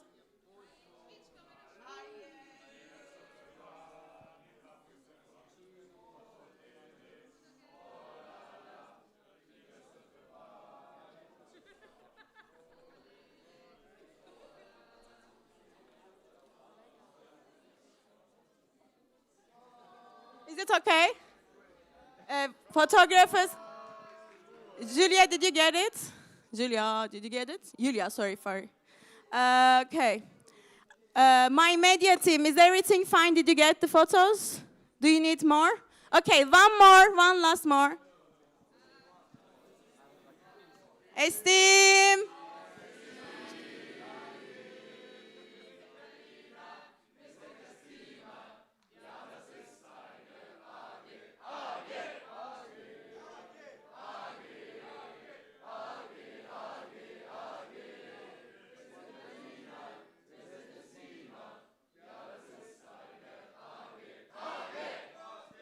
Okay, people, now I need you calmly, please calmly, go outside.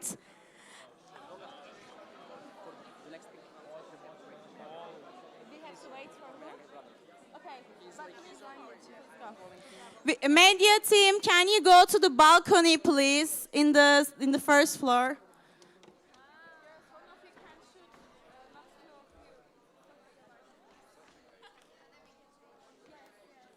Can do that.